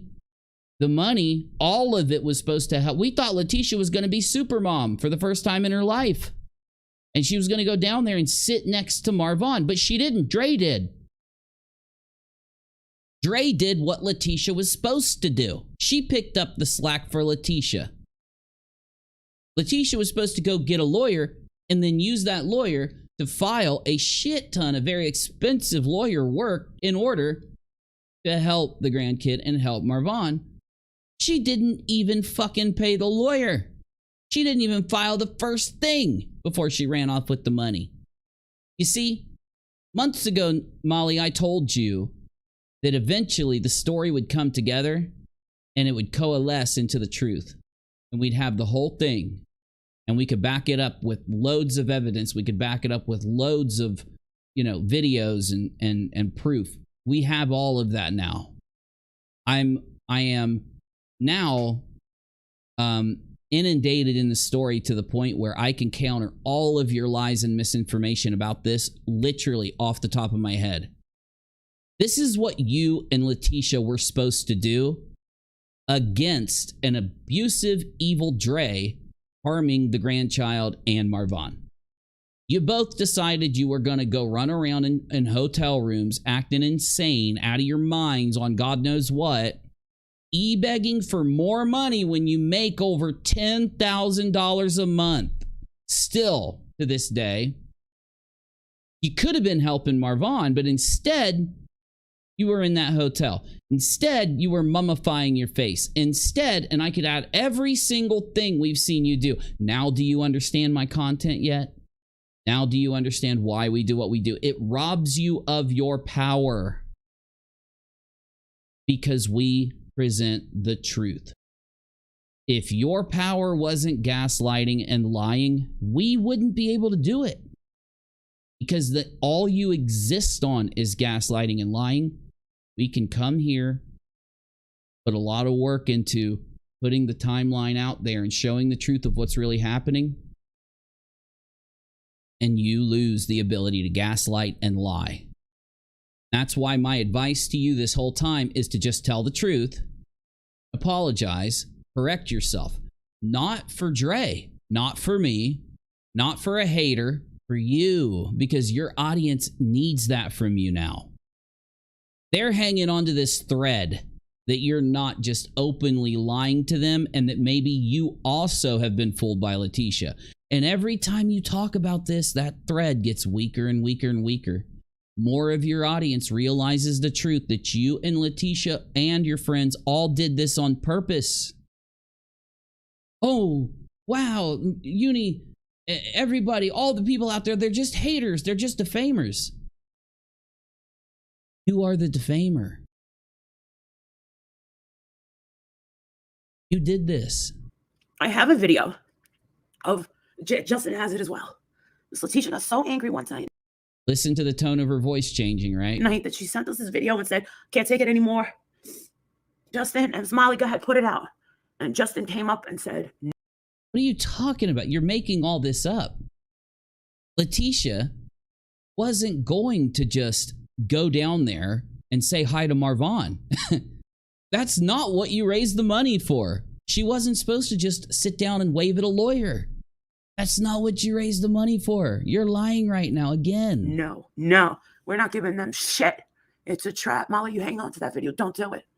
It's a trap. So you're telling me that some random individual convinced you that proving you guys are actually taking care of Marvon and filing the lawsuit is a trap? Luckily, we don't need your video to know the truth. We have all the DMs from the group where Letitia admitted to everything. Spaghetti-o. Also, we don't need anything when it comes to the lawyer. All we got to do is to go check and see if you filed it. You didn't. I said you're right. So. I said you're right. You're lying right here. Your tone changed, everything, this is you making stuff up. You're literally still just, it's so fascinating. I know several creators that are like this every time they talk. It's the best content that exists. How does a human being go out facing so many facts and just lie in the face of all of them. It's so cringy. I love it. It's the best content. It's going to be the most popular content one day. It will. Finding the most deranged and insane YouTubers out there and showing people like, don't do whatever the hell they're doing, folks. Don't do whatever the hell they're doing, folks. I mean, Molly, why do you still present it like this? It's never worked. It's never going to work. Everybody knows the truth. RockAlot, Molly deleted the Facebook post saying that Vaughn is confirmed to be alive. You know why? I guarantee she did it because we brought up how by her confirming that he's alive, she needs to go apologize for the death hoax. And I bet you she was watching my show, heard me say that, and went and deleted the Facebook post. I said that at the beginning of the stream. I don't like that lawyer that she got stuck with. I don't think that she earned her money.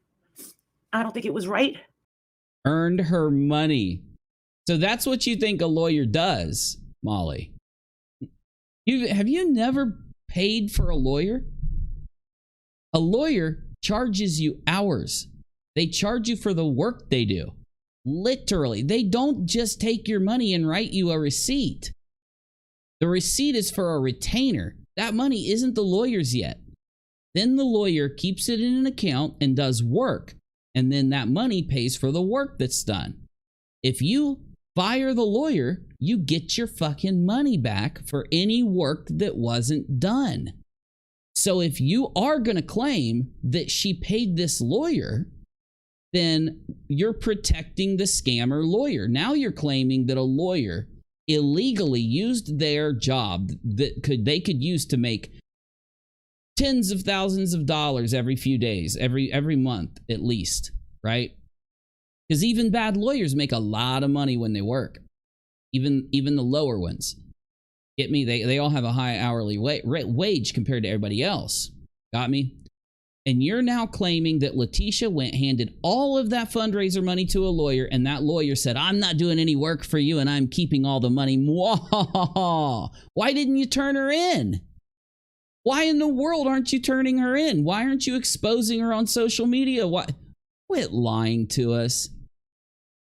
And if you're gonna lie to us, go read how you pay a lawyer and make sure you can actually present it correctly. You go to lie.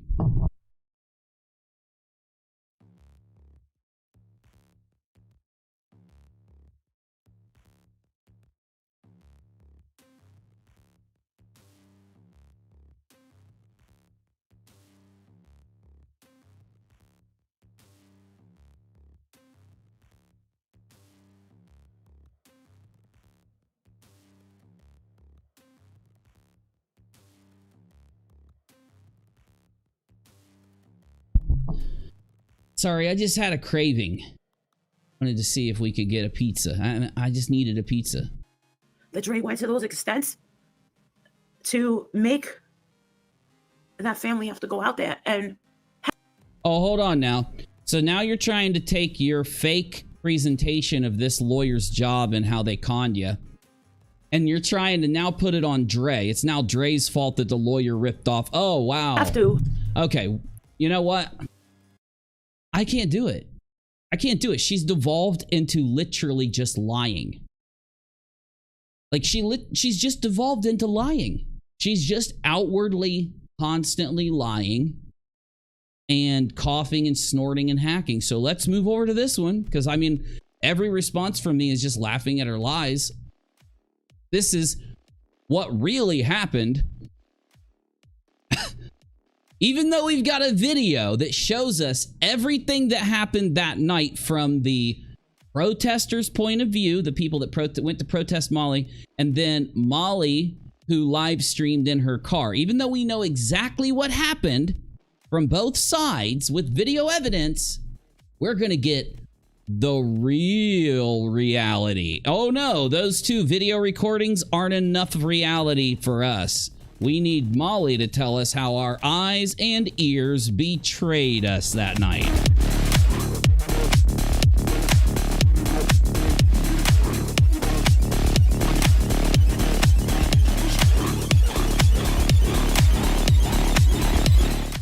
Lauren says that Molly says Dre is playing games. It never occurs to her that Dre hasn't paid one bit of attention to her or her antics. She's too narcissistic for that. You know, you're right. Molly definitely is. She's so narcissistic, she has to convince herself that a woman who has said nothing and done nothing publicly or privately at all towards this situation in any way, she keeps lying about her. She keeps proving me right. Don't they always do this? Every story, every time, every situation. Come in and tell people what's going on. Half of the chat, because they come over from their side, says we're lying, we're wrong, we're all this shit, right? They attack us, call us names, blah, blah, blah, blah. I sit here and I say, okay, we'll see. Months later, it's so bad. It is so bad that Molly still, she lied so much on Dre that whole time that she's stuck in lie on Dre mode. She's still, like, we all have proof that Dre didn't do any of the things Molly's saying Dre's done. We know she hasn't. It doesn't make sense. It's not true. And Molly is now showing us literally, factually, that she lied on Dre this whole time, because we know she just lied on Dre here. Like when she lied on Dre then, we didn't have the full story, so we had to go check everything Molly said. Now we've seen with our own eyes every bit of the proof. So when she tries to lie now, we know. So we're just like, yeah, that's not true because of this. This is what really happened. Here's what really happened, right? So, you know, this is what I meant back then, speaking to her audience, speaking to all of her peons who magically have disappeared. They not only disappeared from our chat, they've disappeared from her chat. Isn't that weird? All those people that were so convinced that Molly and them were telling the truth this whole time, they're not apologizing in our chat now, are they? They're not over here saying, I am so sorry that we called you all those names or that we attacked you so much and we did this and we did that. And you guys remember I used to tell my mods, don't kick them. Unless they're breaking TOS, let them sit and get their opinion out in the chat. Right? Because I want it to be recorded right here. Even if they get banned a month later, you can go back and watch the stream and see what all of them said. And you can see how wrong they all are with your own eyes. And when I look at my analytics, there's a lot more people going back and doing that than you'd think. Going back and watching those old streams and seeing exactly what happened and being like, oh my God, dude. But the main thing is that we have the proof in front of our eyes. We have the truth. So now let's move on to Molly's real story on the meet and greet. Remember, you've already watched in my last stream both sides as it happened, live streaming while it happened. So we know what both sides did. Is Molly going to tell the truth now, or is she going to lie about what we saw the other day? Take a listen, because it's good. I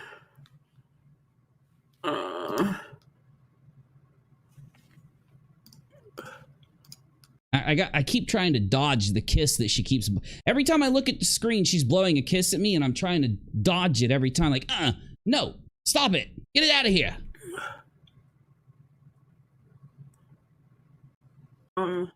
Wow, such exciting content. Okay.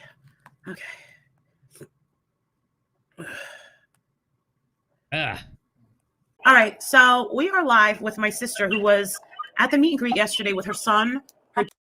You know what we found out? That out of the 25 people that were there to meet and greet Molly, because the original meeting had a party of 25, we calculated that half of them, at least half of them, were Molly's friends and family, and the other YouTubers and their friends and family. So there was only a few viewers that showed up at the meet and greet. There was only a couple of them.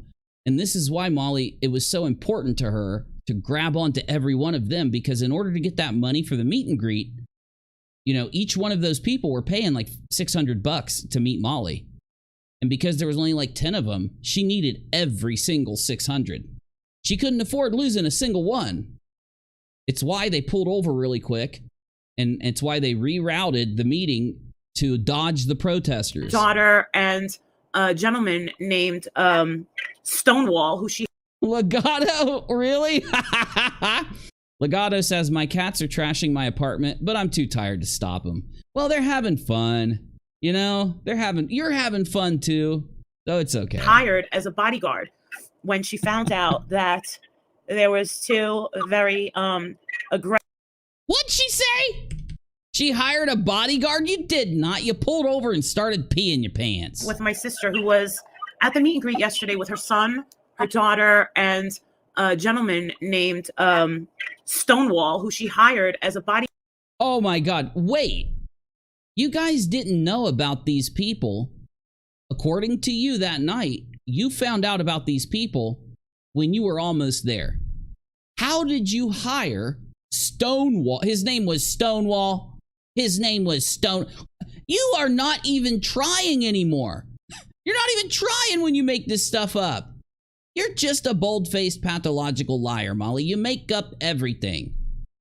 So now, even though you didn't even know these people were there until you were about to pull up and had to pull off the road and divert, when did she hire Stonewall, the bodyguard? She turns everything into a damn action movie.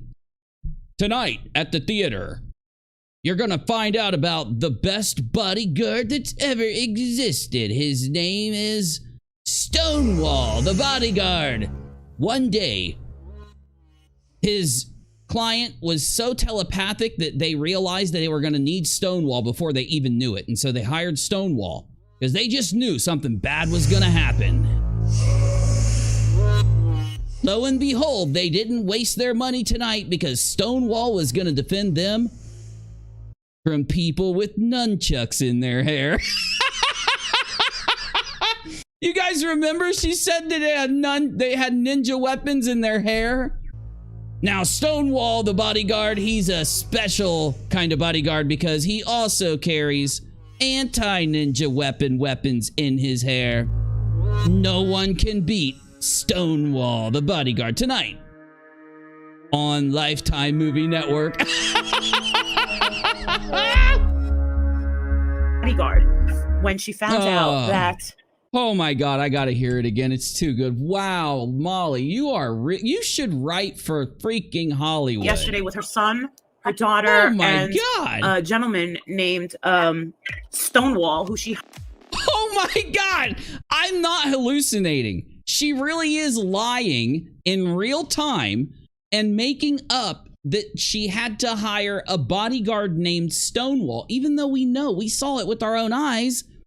They were live streaming while Molly and them were driving there, and Molly and all of them found out that they were there, pulled over because they were almost there, and went live and told us all what happened. Were you lying yesterday or were you lying now, Molly? What in the hell? Mop, how? How do we keep finding these people? How? If you would have told me on my last stream, Mop, if you would have typed in my chat, in 2 days, she's going to say that she hired a bodyguard named Stonewall, I would have freaking called you a liar. I would have been like, bro, where are you getting this Stonewall? Where are you getting a bodyguard? It doesn't even fit the story. Well, here we are. Hired as a bodyguard when she found out that there was two very aggressive people. Ninjas with Marge Simpson hairdos. Hold on now, Molly. So when you guys pulled over, when you guys found out that they were there and you pulled over off the road, your sister immediately got on the phone and hired. So this bodyguard is like the worst bodyguard ever because he's just sitting on his chair relaxing. He's got his cell phone. His kids run into the room. Hey, Dad, will you help build us some Legos? Sorry, kids. You're lucky enough for your father to be Stonewall. I'm on call 24/7 for anyone that needs defense against ninjas with weapons in their hair. trying to sabotage Heels on the Ground meet and greets. And she texted me at 6:30, which is quite early, to say, no, she didn't. You're lying.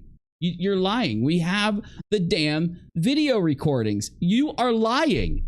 And you're going to tell me that somebody named, so when this kid was born, they had to know, the parents had to know that Stonewall was going to be a bodyguard. That's why they named him Stonewall, because Stonewall is a perfect bodyguard name for the movies. You know, in reality, people that turn into bodyguards, they just have normal names, you know, like John or Jim or Stev or something. You're telling me that the bodyguard's parents, when he was born, knew he was going to become a bodyguard, and so they went into the dictionary and they were like, what is the best name for a bodyguard? We got to name this baby because he's going to be an on-call ninja fighting bodyguard. Stonewall works. That's it, honey. Put it on the birth certificate. oh my goodness, they're already here. And we were already up in Bradenton. And I was, wow, super fans. Gotcha. So You liar. You are such a liar. My sister and I just went back and forth with text, and she kind of let me know what the situation was at the. You're lying. Your story has completely changed. By the way, y'all, I didn't stream the next day. So my last stream, this all happened, I guess, the day after. So Molly told this story about Stonewall, the ninja fighting bodyguard, like the next day. So the day that it all happened, the next day it completely changes, and now we've got Stonewall. This particular. I swear I'm gonna hire Stonewall. Stonewall is gonna hang out in the background. He's gonna be Busy's bodyguard. Stonewall is Busy's new bodyguard. Now we got to come up. Is he a rock? Is he a boulder? What is he going to be? We need to come up with a character named Stonewall that hangs out with that guards Busy. Place. And she has quite a different story after.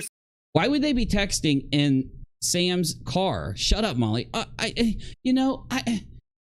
Molly is just not good at this. She's so frazzle-dazzled after the hotel crack incident, where she literally lost her mind in the hotel, that she can't even keep her story straight from like minute to minute now. In her mind, they hired a bodyguard named Stonewall that night. Where was he? Which car was he in? Seeing this Noelle girl get into. Your sister's not the celebrity. Nobody would go after your sister anyway. Your sister's your sister. If anyone would need to hire a bodyguard, it would either be you or Betty. Now, Betty, we know Betty doesn't hire a bodyguard because Betty loves choking the shit out of people. So, I mean, it's just a fact. She's choked so many people in such violent ways. Betty literally exists day to day trying to find a situation she can get into where she ends up choking someone. So Betty's not hiring a bodyguard. One of your other YouTube friends would have had to have done it. No, you should have hired the bodyguard. Your sister has no need to hire a bodyguard. So you're saying that your fans are so crazy, the people that don't like you are so crazy, that they're going to not come to your meetup to mess with you. They're going to come to your meetup to mess with your sister? What? Why? Is she a mob boss? What's going on here? Car and punch her hands and talk about how I am such a wuss and how I was running and how I called the police. So you did. What are you talking about? Do you think we're stupid? You do. The reason you lie to us all so much is because you really do think there are people out there dumb enough to believe the things that come out of your mouth. Your audience can't be this dumb. I will not degrade your audience to the point to believe that they believe your Stonewall the bodyguard story. I won't think that lowly of other human beings. There is no way anyone in your audience believed this. Oh, my sister's gonna tell you what she saw since 6:30. See, and this is how I know you're lying. Because you feel that if you have your sister say it, that it's going to give more weight to the story because she's a witness. So now Molly's not lying. Now you've got to call Molly and her sister a liar. You're both liars. If you're going to say, she needs to get on this phone and correct you right now if she's not also a pathological liar. She would get on the phone. she would say, hey, audience, listen, I do not know why Molly just told you that I hired a bodyguard named Stonewall when we didn't even know these people were going to be there until we were almost at the location, as you guys have in the video recordings that we put out. So I'm going to just correct Molly, and now I'll tell you what I saw. If she doesn't fucking call you out for being a liar right now, then why would we trust anything that comes out of her mouth? So let's see if she does it. Kathy says, unfortunately, they eat up every word of it. I was watching the chat. It's truly insane how her chat is. You know, I think she targets people that have a hard time thinking. You know, like they don't know how to critically think or nothing, the people she's targeting. Well, first of all, there was no call to the police until the owner. Oh, hold on. So your sister, you're using your sister to try...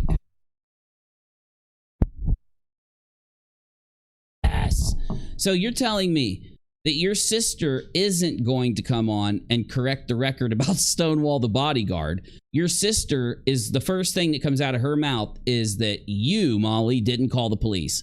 See, this is how we know you're lying and you did call the police. Or you had one of your friends do it, which is the same as you doing it. Because you wouldn't feel so...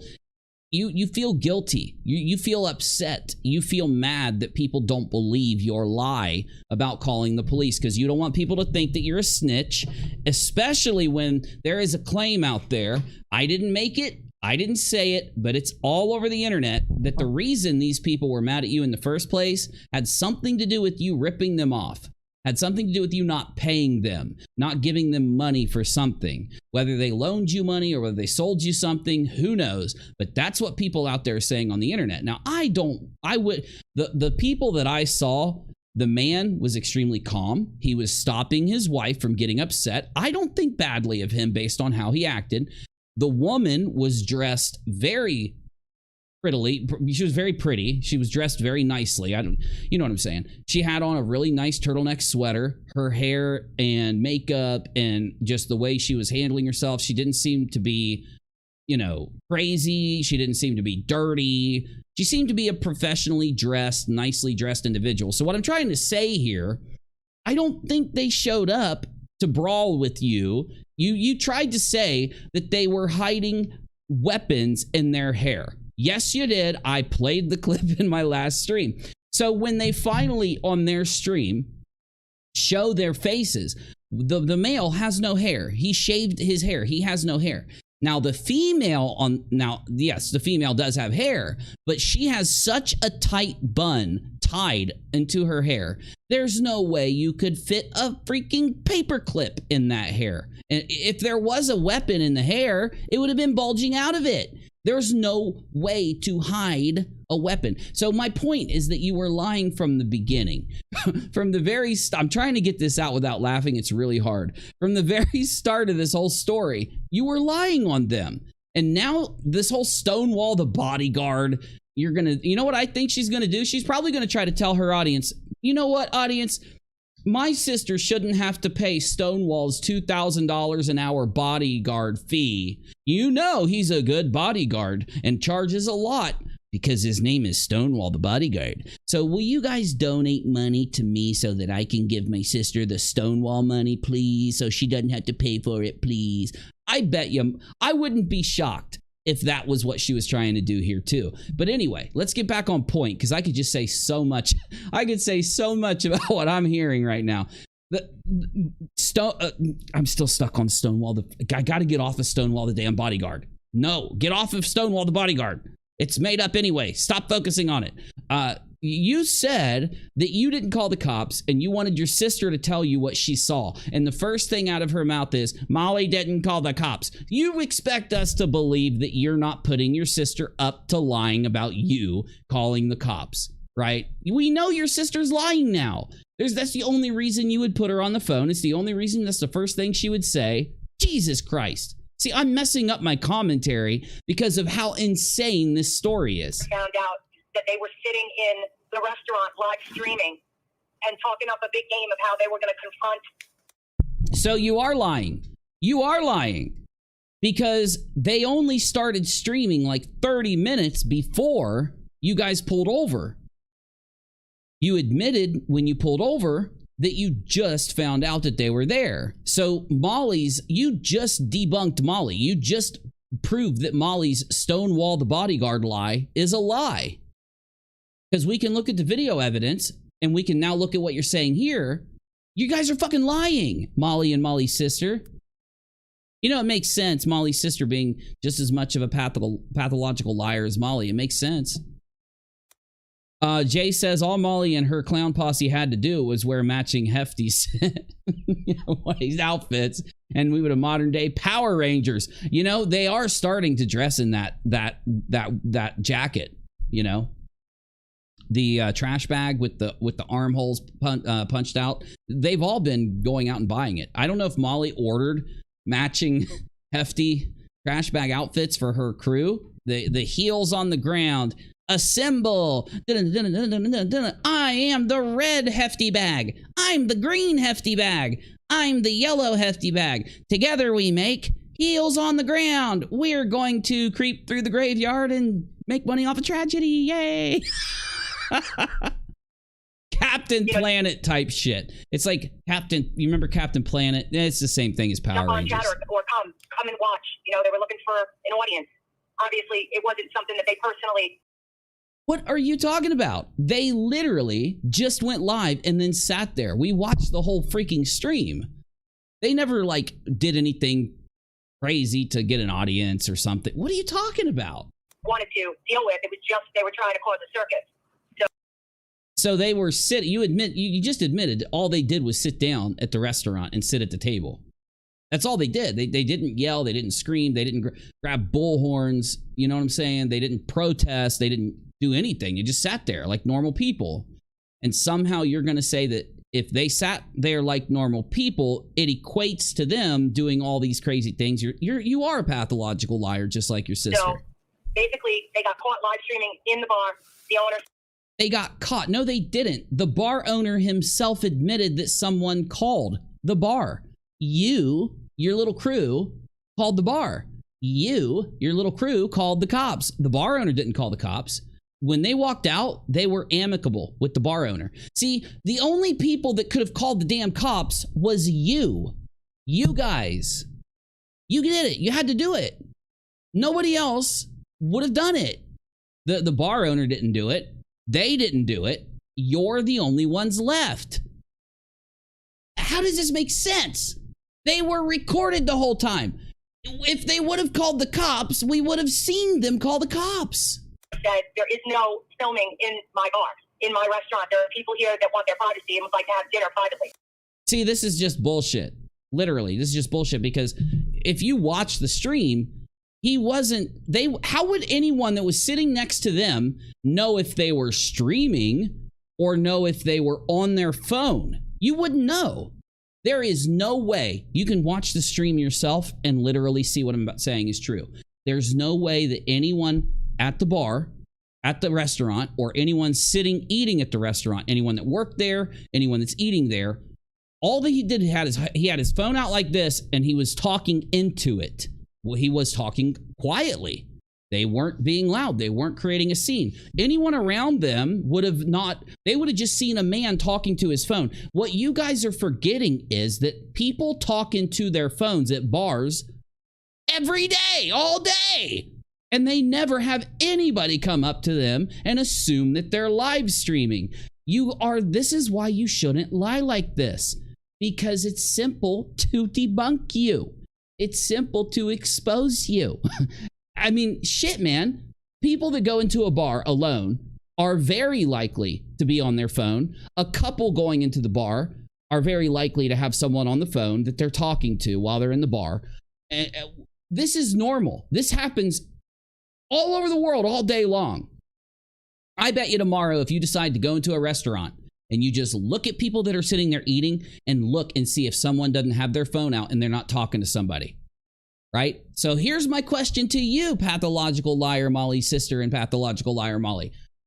How did the wait staff, how did the other people at the bar differentiate that they were live streaming compared to being on their phone? Oh no, you didn't think about that one, did you?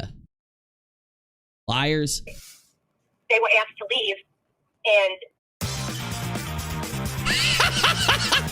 I love it. the things that they were saying, the people in the back of the house of the restaurant pulled up his live stream and could hear the things that he was saying. See, you're lying.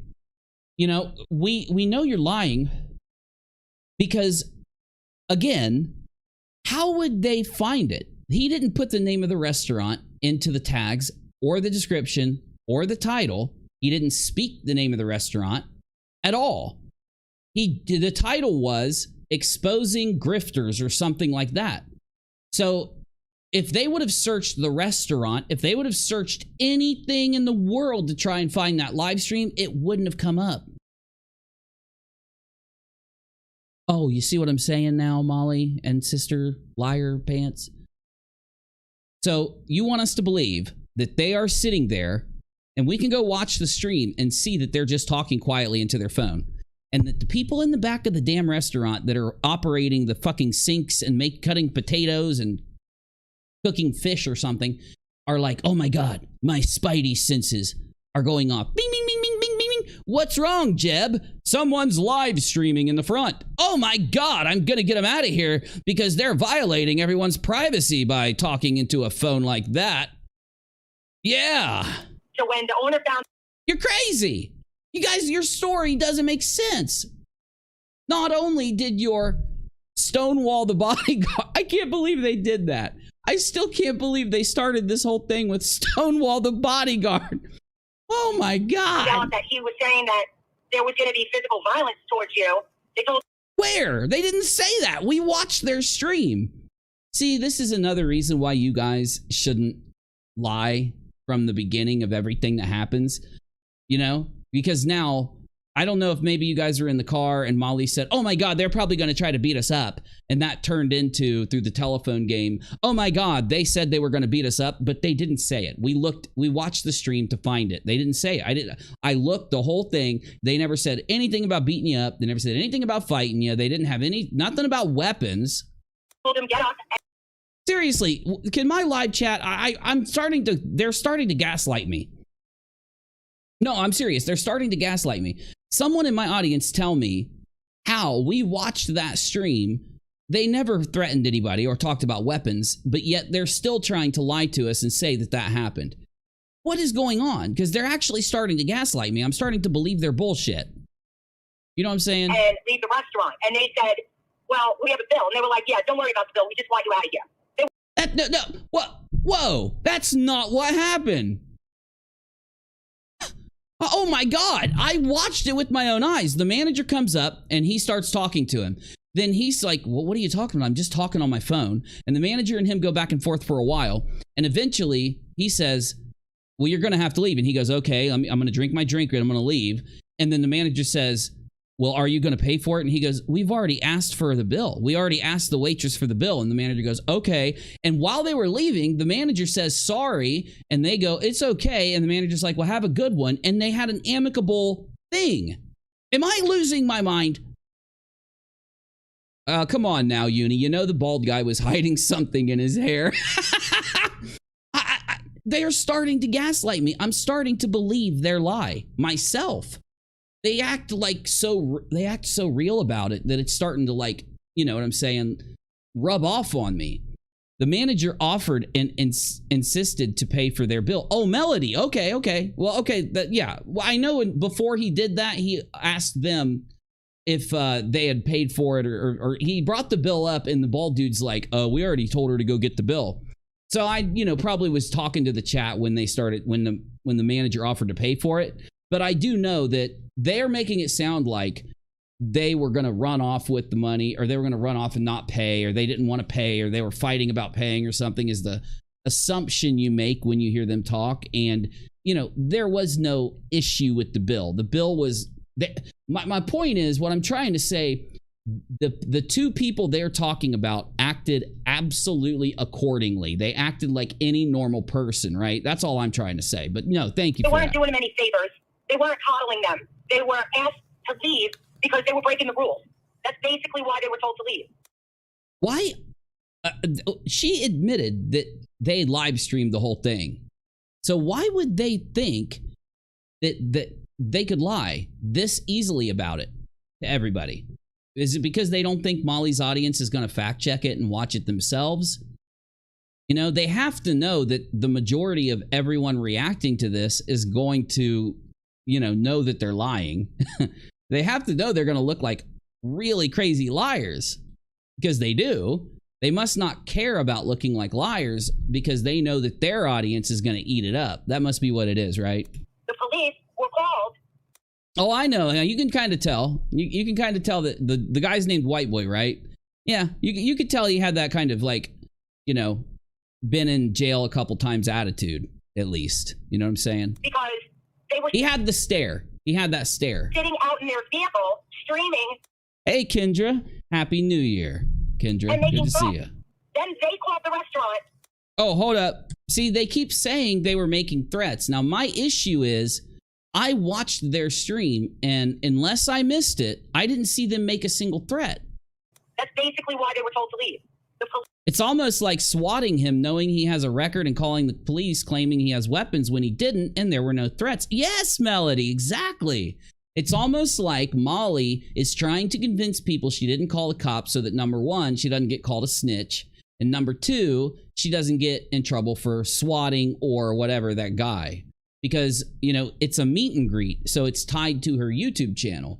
So she's worried that because this is a YouTube channel event, if it ends up turning out that she swatted people that turned up to her event and lied in order to try to get them accosted or something by the cops, that Molly could get in trouble. And it's almost like Molly is desperate to make people think she didn't call the cops and that she didn't lie to the cops, right? So that she doesn't get in any trouble for this. Hey, Badger. Hey, right back at you, dude. I hope you have a great one, buddy. Called because they were sitting out in their vehicle, streaming and making threats.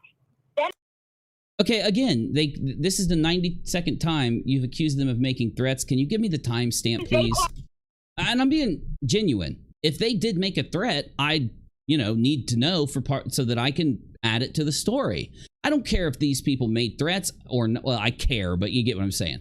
When it comes to what happened, so that I can tell you what happened, they could do backflips. They could have nunchucks in their hair. They could have a bodyguard named Stonewall the Magnificent or something. I'm going to tell you what happened. I don't care what the details are. The problem is I think Molly and her sister are lying, because I looked. J-Dub says the worst thing was said by the couple in the restaurant. White Boy said he was going to make sure a guy wearing lipstick was not allowed in the woman's room. See, and that's not a threat. I mean, you could say that he said something messed up, wherever you sit there, right? About him making that comment. But that's definitely not him making a threat, or making a threat towards them, or being threatening with their presence. So yeah. the restaurant. Jay says afterward they were pretty vocal that the wife wanted Molly's ass. Okay, well, see, that's the thing. I know that they started running their mouth when they left the restaurant. Yeah, absolutely. I heard them running their mouth. I didn't hear them threatening anyone. Because when you say something like, oh, I want that ass, Molly, you want to sit and talk shit on me, that's just people shit talking. It's people like street talking. I don't know what word to use, but you know what I'm saying. Like, it could mean that she just wants to argue with her. Unless we know that she means she wants to fight Molly, you can't just assign it to that.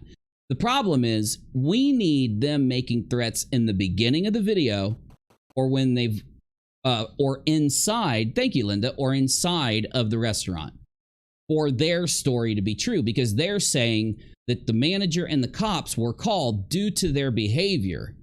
And that is what led to them having to pull over. It's what led to them having to change venues. In reality, though, the reason that they pulled over and changed venues is because Molly was scared of them exposing what Molly did to the meet and greet. Molly didn't want them to protest her meet and greet. So when she heard they were there, she made up this bullshit about weapons. She made up this stuff about them threatening, right? based on what we saw when we watched both streams, because we went to fact check Molly. At first, I'm like, did they make threats? Oh, shit. Right? Jay says, I never heard a single direct threat in any stream before, during, or after. Just a bunch of shit talking, and that's normal for it's normal for Molly, too. So, yeah, I can't give that to Molly and the sister. And again, though, like I said, I only care what happened before and in the restaurant, because I only care up to the point when the cops got called. Because now we can judge Molly with it. We can say that the reason Molly pulled over is because she knows that she owes them money. Now, again, I don't know what she owed them money for. I just know that the couple said that Molly didn't pay them or stole money from them or something. And instead of Molly going to the restaurant, walking in and saying to them, you better mind your business or we're going to call the cops, or, you know, something like acting normal to these people who Molly obviously knows. Now, let's just stop for a second, because again, I'm not a Molly expert. I just know about the whole Dre situation with Molly and the fraud raiser. So can you tell me, does Molly have a previous relationship with those two people? And what is her relationship with those two people? Because I need to know this. You guys may know. Hey, Melissa, good to see you. Happy New Year. Hey, Beth. She is live in Vegas. Oh, I bet she is. Jay says she got Xanax from them during the Petito case. I watched it live. Okay, because people on the internet were saying that they were Molly's drug dealers. And I didn't want to repeat that unless it was streamed beforehand. She met them through Betty. Well, they said Molly owed them money and ripped them off in the stream, and that they were showing up because they wanted their money from Molly. They probably went, they were friends, and the word is Molly took Xanax from them without asking. Oh, they were in the car. Molly was flipping out about the cops telling her to move the car. See, now we're starting to understand. Now I get why Molly and her sister are lying to Molly's audience. Molly doesn't want her audience finding out about this. And so she's willing to lie about all of this to try and stop her audience from digging into it. You know what's funny? Remember all the things Molly said about Marvon buying Xanaxes in in Mexico? Remember like a live stream from a long time ago where Marvon and Dre go to Mexico, and while they were there, Marvon bought Xanaxes, right? Or Dre bought the Xanaxes, I'm sorry. Rach says Dre did. Okay, so Dre bought them, and then they brought them back into the United States, and they live streamed the whole thing, and Molly was sitting there judging them like crazy and yelling at them like crazy over that, remember? And she calls everyone else junkies. Exactly. Yeah, it was Dre. I'm sorry. You guys are right. It was Dre. It's just been so long, I'd forgotten. Molly made a comment that Mallory is not a drug mule. Uh-oh. Yeah, Melody says she's the queen of projection. Exactly. So, now do you understand why this exists? Do you understand why the memes exist? The memes about these people being jacked up is because they've done this stuff live on stream before. And because Molly's meet and greet was not interrupted by trolls. She wants people to think that some trolls ruined the meet and greet. No, you ruined the meet and greet. You ruined the meet and greet, Molly, because you did whatever you did with those damn Xannies.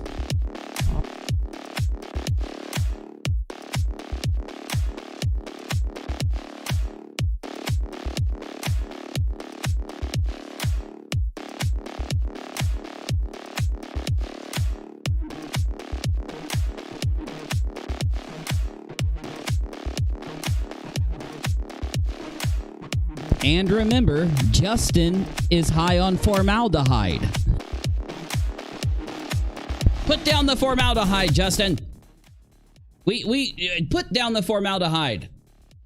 Stop chemically altering the formaldehyde so that Molly and Betty can do things with it.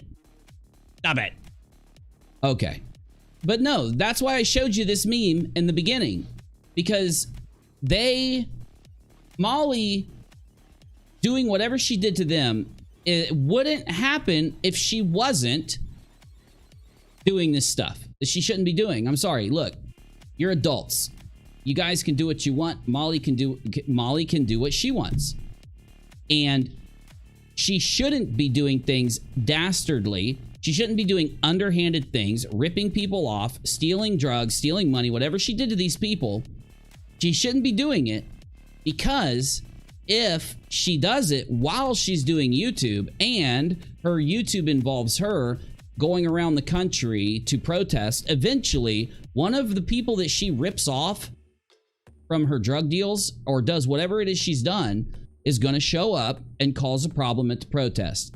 That's disrespectful to the people involved in the tragedy. Now your drug stuff is being mixed into the tragedy that this family is facing.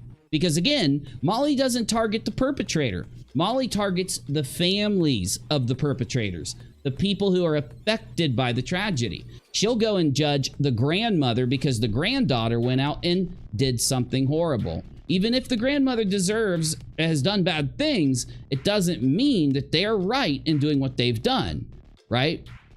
And this is why they get criticized. If they were even if they were good people, even if they weren't people that act insane all the time and selfish. And another thing is, this does kind of fucking explain that hotel room breakdown where Molly is acting out of her mind in the hotel room, literally nodding out, falling asleep, passing out, all of this stuff, right? It explains all of it. So I want to watch more of both of these videos, but I'm not going to do it right now because it's New Year's Eve, number one. It is 9:50 p.m. I want to play some Tarkov in the after show, and we have one more video that I'm supposed to go through before we get to the after show. And I'm doing an after show tonight just because I want to spend some time with those of you that may, either be in a different part of the world and you've already celebrated New Year's. If so, Happy New Year's. I hope you had a great one. Or you may be in a part of the world that's going to celebrate New Year's after us or something. And maybe you have some time. Maybe you're not busy. Maybe you're chilling. I couldn't be here anytime around Christmas because we were all really busy. My family and all of us are really busy. And I missed you guys. I wanted to be here. I wanted to do a little stream around Christmas with you just to see how you were doing, just to hang out. So what I'm going to do is just try to make a little bit of time at the end of this stream after we react to this video. And then after I show you just a few images that I have, then we're going to go in, just hang out. We're just going to stream. I'm going to do the after show. And if you guys ever see me in the after show, that means maybe I'm playing a video game. Maybe I'm reacting to a video. Maybe I'm just sitting around. There'll be a little thing that says after show, rewind to watch show. If you do want to watch the show while we're in the after show, you can just rewind to the beginning instead of where we're live, and you can watch the show while we're live. Or you can wait till we end and watch it. Or you can just come to the next live stream, or you can skip it altogether. I just want to give you the option when I can, and that's why let's get into reacting to this video. And then I'm gonna try to play a little bit of Tarkov because I know some of you guys have been asking me to play it like crazy, and I want to, and it just started working. So here we go. This is House of Williams. Now I'm gonna be real with you. I have not watched a House of Williams video. I know nothing about this person. I am not saying anything bad about them right now. I'm not saying anything good about them right now. I've had some of you guys tell me some things about them. This is titled How We Won the Night, Setting the Record Straight on the South Florida Meet and Greet. So it makes me feel like this person was at the meet and greet. Now, that makes sense because if we look right here, part of this meme is House of Williams high on ghosting. And I don't know what that means. I didn't make this meme. I picked this meme to show you some of the memes that were being made out there, and because I wanted to share it with you because I thought it was funny. Now, again, this has to do obviously with the meet and greet. She was at the meet and greet. She was one of the guest people. Now I want to make a point real quick. The meet and greet at the first restaurant they were going to, they were there to meet viewers, and they had reserved a table, a party of 25. So if we take these 5 psychopaths out of the mix, now we're down to 20. We know that Molly's sister was there, so now we're down to 19. We know that Molly's mother was there, now we're down to 17. We know that 2 kids were there, now we're down to 15. Now then, there were even people with some of the other YouTubers. So that means there was probably either 10 or less actual viewers that wanted to meet all of these people put together from a very big area, Southwest Florida. Kind of tells you that these 5 people aren't popular like they want to claim they are. It kind of backs up the fact of what we've been trying to say and tell you for a while, that they are very much hated across the internet for Molly being a lying psychopath that goes around trying to suck ghosts out of the air at graveyards and creep through graveyards with Justin. And BHB, if you weren't around last week, for the first time I'd seen BHB do a stream, very quickly I was informed of a Reddit post that you can find very, very easily at the top of the search results. And that Reddit post, it just so happened to say, had a link to every one of Bullhorn Betty's arrests. And of course, I thought, well, there's going to be like 1 or 2 there for some crazy stuff. Oh, who cares? There were major felonies there. And I told some of you what a couple of the bad ones, just a couple of the bad ones, said she did. And these aren't really that old. And she is a very mean, violent person. She's a very violent, dangerous person based on her record. Now, I didn't search her record out. This is her fault. If she wasn't out there threatening people, doxing people, harassing people, using families of tragedies like she does, I don't think it would have ever come out about her. I don't think people would have cared about it. But seeing her extreme behavior and then finding out that one of her friends, she started breaking things in the front room. Then she went at him and pushed and pushed and pushed until the person fell over and injured their arm. She jumped on him and punched them dead in the front teeth, knocking their teeth loose and gushing blood everywhere, and then started to choke the life out of them until right before they lost consciousness, she let go, grabbed a knife, and threatened to cut her wrists. Then the cops came and arrested her, and she threatened to kill the cops. And yes, that's all in the report. So we're dealing, when you first learn about these people, you say to yourself, normal people don't go around doing what they do, exploiting tragedies for money like this. You'd have to be a really nasty person to do this. And what we're finding out, at least when it comes to this one and this one, that is very true. Very true that these are very nasty. We've got Molly on video stealing all the money that a stripper made at night, doing her nightly work, trying to steal her wages from her and run away with the money. And we've got her just violently attacking people. And then there was another thing in Betty's information.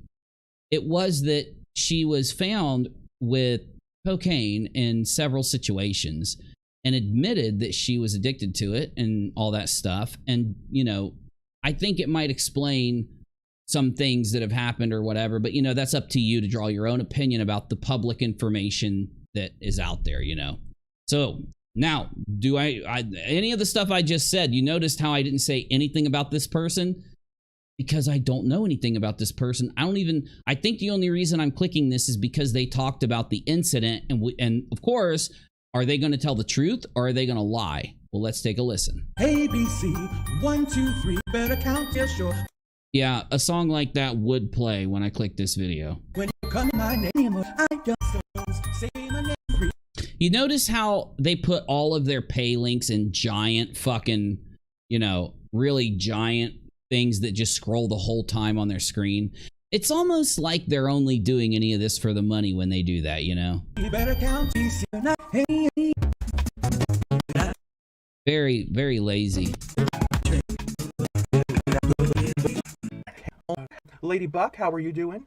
The audio, sure are you? New name of it. I love it. I love it. Whenever we holler Justin, today we're gonna talk about it. We're gonna got some things to say. I would suggest this would be a good time to go get you a noon cup of coffee. Jesus H. Christ. What are we, 10 minutes in? Listen, winning, right? Listen. Winning. You're talking about the meet and greet. You can, if you consider that winning, I'm sorry, that's cringy. Bullhorn Betty, listen, she is, her and I are like, listen, put us I don't know, because you're not saying anything. You just keep stopping and saying, listen, I'm trying. on the shoulder, right? You got the devil and the angel, right? No, with Betty, you've got a violent psychopath, and with you, I don't know what we got yet. Listen, we all know she's the angel. She's the Betty is not an angel. Oh, I'm sorry. Betty is an uber devil. She is worse than a lot of the demons that are currently employed by the devil right now. In fact, when she passes on to the next world, if she doesn't clean her act up sometime soon and start to repent, I would say, if you're a believer, you would have to think that she's probably got a spot in that army just waiting on her. The demonic angel. one. I'm the sinister little devil. You know what? Just by listening to this, I know that you have either you're actively lying to your audience or you are out of touch with reality, because what you're saying is just not true. Let's just skip ahead. This is really bad. These fucks trying to come. I was a mother. I'm high. Fuck off. Holy shit. Yeah, you really sound like, you know, the way you're talking and acting about this. Yeah, it sounds like you're great to come to this conclusion. Oh, as a mother, you got some other fucking shit to do. I mean, shouldn't you be concerned with your mothering? What about you? You're sitting here complaining about them protesting. So again, what you're saying about them coming to protest the meet and greet can be said about any of you that protest tragedies. What about your mothering? What about everything else? Anything you're saying here, I can already, I don't even got to do it. I can handle this whole thing just by making that point. Whatever they're going to say and complain about those people appearing to protest the meet and greet like they did can be equally applied to Betty and Molly and any of the others like Justin and the others that go and protest. So when this person is talking, they're not talking just about the people that showed up to protest the meet and greet. They're also talking about their friends. And that's just cringy. I don't know if they act like this because they're trying to, you know, keep quiet some of the things that have happened with Molly involving the drugs and involving the other things that happen between these people. I don't know if they're just trying to play their game where they lie to their audience and get their audience believing some bullshit. I don't know. But one thing I do know is, wow, you've got to be super fucking desperate and cringy to just get up there and act like this over this meetup. Because again, if you guys can go protest places, people should be able to protest you without it making them bad mothers and bad things. That is, of course, unless you believe you all protesting things are equally or worse as cringy. Because, you know, they were protesting in their own area, right? They didn't have to travel really far to go protest Molly. Molly was down in their area. Molly and Betty and all of them, they'll travel for hours to go protest places. So I think this Williams person owned themselves and their friends way worse than I think they even realize.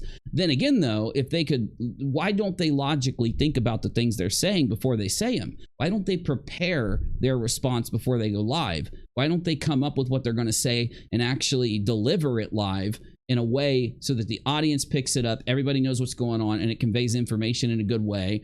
Well, it's because they're drama, because they are exactly the people they seem to be when they're protesting these families. So I've given you the quick response to the last video.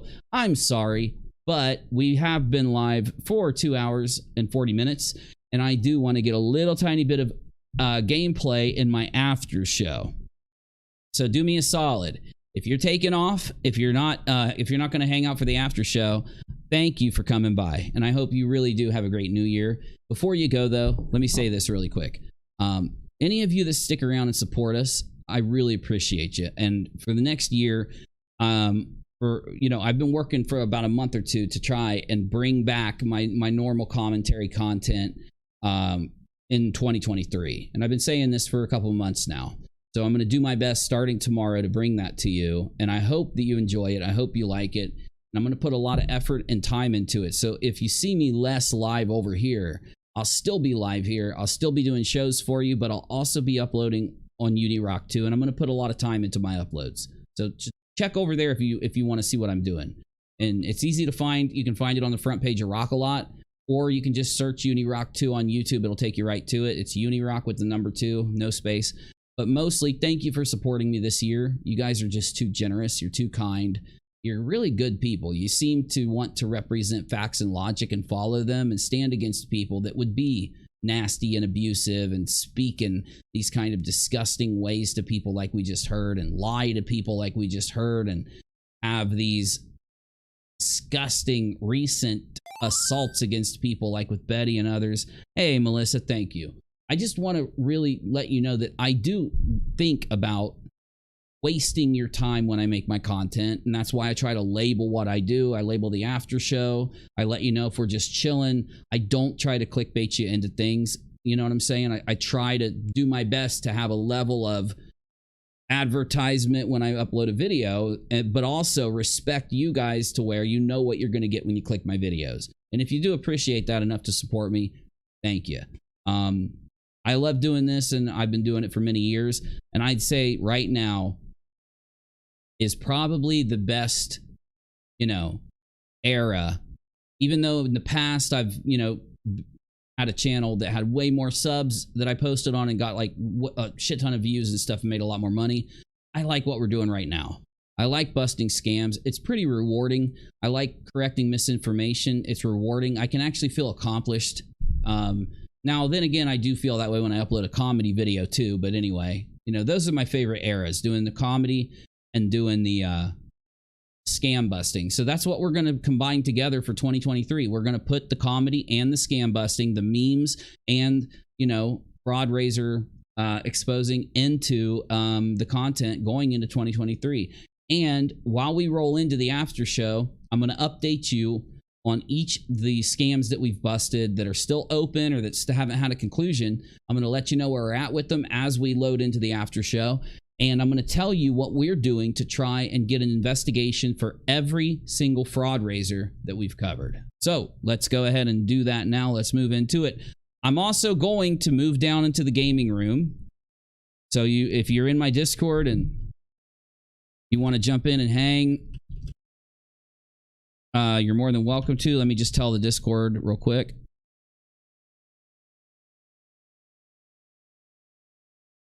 All right.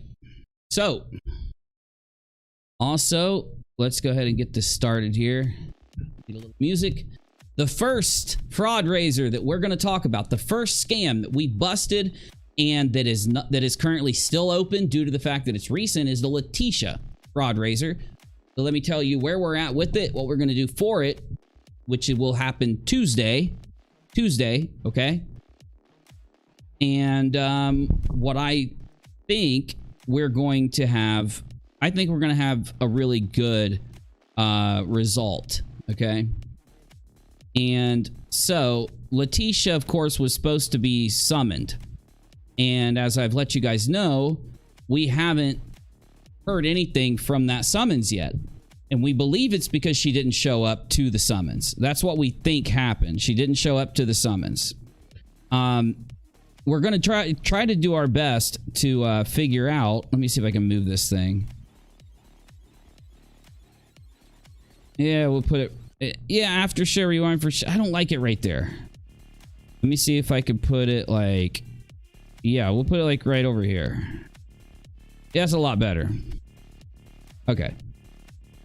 So, I do think we're going to have a good conclusion when it comes to the Letitia fraud raiser. I mean it. I'm trying to get my game started, y'all. It'll just take a second. And yeah, we're going to try to play some Tarkov if my capture window will work. Escape from Tarkov. I've got it selected. Okay, now work. Pop up. All right, if it's not going to pop up, I'll just do it like this. Until then. Okay, we're ready. You guys want me to go to the new map? Let's see if I can load into the new map with a scav. If it doesn't work, well, I'll go to a PMC. Okay, so while we're loading in, let me talk to you. Okay, so when it comes to the Letitia fraud raiser, we all are going to try to find out what happened with her summons and her either showing up to report or dodging or whatever happened. And we're going to let you know about that. Also, we are going to see on Tuesday if we can get Team YouTube to respond to us again when it comes to my report and with the current things that have been going on, because there have been recent doxings and threats, as you know if you've watched what's happened. Also, oh, looky. Look how pretty that is. Also, I've got a new website, ic3.gov. And I'm going to see if any of the dono gals want to file a report there so that the FBI can get some reports on what happened with the fundraiser money involving Molly and Letitia. We've given Molly and Letitia plenty of time to update us on that money, and they are not. They will not. And I just showed you a video at the beginning of this stream where Molly lied to us again, tried to lie and attack Dre again, and I'm not going to have any more of it. So what I think we should do is not only tag Team YouTube on Tuesday, try to get Nonsense and some other YouTubers to maybe share to their community tab or tell people in their streams to also tag Team YouTube with us to get their attention. But also, I'm going to try to see if we can have one of my moderators send Nonsense the link to ic3.gov, because the first thing you can do when you go there is click it and file a report to the FBI Cybercrime Unit. And if they get enough reports, they may also, in tandem, they may start to do an additional investigation, or maybe they can give resources to the current investigation that's going on. So when it comes to other fraud raisers, while we're loading in, let's see how we're doing.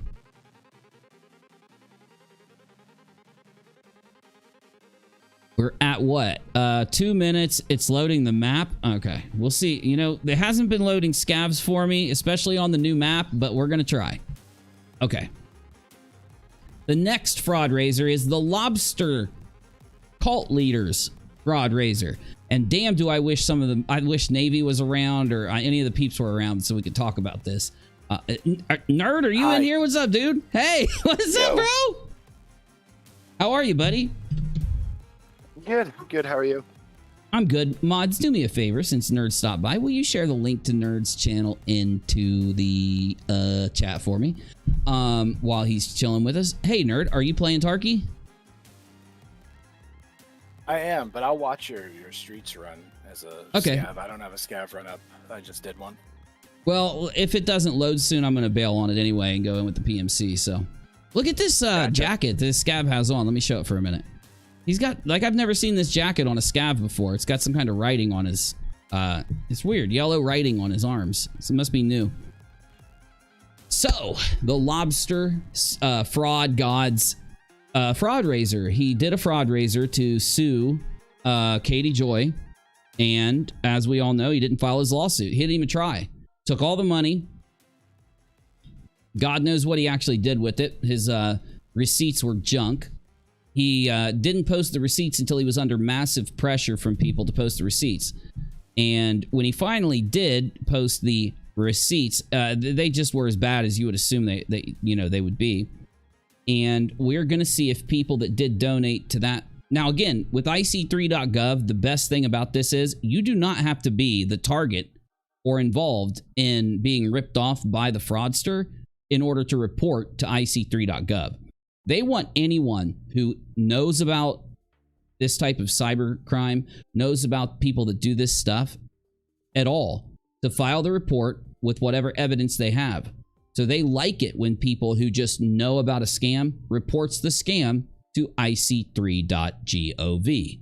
So we're trying to get a force of people together to report the Lobster fraud fraud gods, lobster squad, dingbat, like fraud raiser. Janie just shared the 2 images in general. One of the the top of his homepage for the stupid defamation GoFundMe. He's still, the last update is still from October 19th, where he claims that Katie is suing him, even though Katie said that there is no counter. It went away with her when he never filed his. So, and he is actively taking money. Exactly. Yeah. He's actively taking money still from it while putting direct, provable, easily provable, counterable lies as the reason to give him money. He's made $4,000+ off of this scam, and he is still advertising it, still sharing it, still has it open, even though he was supposed to file a lawsuit against her. He told people that he would go and get loans if he had to. He told people at first he'd pay people back money. We knew from the beginning he wasn't going to file this lawsuit. I told everybody he wasn't going to. He said I was defaming him, and then he didn't file it. He defamed me. He is getting this filed to ic3.gov, to the FBI Cybercrime Unit. They will investigate this, and it's already been filed. I've got a good update here at the end of the year for this topic that I never talk about anymore. One of the most interesting exposés I ever did was exposing him and his cult that he was running to the internet as what it really was. And a really great final update, at least to now, before I give you updates on what happens when the FBI starts looking into it more, is that it's been also reported to the local PD in his area, and they have taken it in and started to look at it. And that's according to people who actually donated and got ripped off. He abused a community. He targeted a community that didn't like Katie, lied to them every step of the way to purposely get their money, saying one thing to get their money, and once he had their money, completely changed everything, lied, gaslit, did all those things. Yeah, I'm gonna go ahead and back out and do a scav run because it's hanging up. So gotcha. That's the second update. Now real quick, I'm gonna update you on the last update is gonna cover Virgo Triad and Red's Rhetoric. So Red's Rhetoric was the guy running many fraud raisers. He was always involved and always running these fraud raisers with another person in the front after he was exposed for running fraud raisers by myself a long time ago. Well, I've done some research and I've found out that all of us, the entire community, can still report those fraud raisers to ic3.gov. They will investigate it. They will report it. There isn't they think that they have some kind of statute of limitations that is okay. I'm about to load in over on Streets. They think the statute of limitations 1300 Streets 1300. They think that the statute of limitations for, tell me when you're in there so I can hit find players after you. Okay, hit it, and then after you hit it, I hit it, and now I can see you. Perfect. So the thing is, they think they're protected. They think that if a couple years goes by between their fraud, damn it, fraud raisers, they think that they will reach some kind of statute of limitations that they've looked up on the internet. Well, I found out that because of what they're doing would be considered federal at a very, very low level of money, and due to the conditions of how they raise the money, there's a lot longer of a statute of limitations than Sean Hufford, Red's Rhetoric, and all of their friends accounted for. So we're going to make sure that the reports get into ic3.gov over every single fraud raiser I brought you.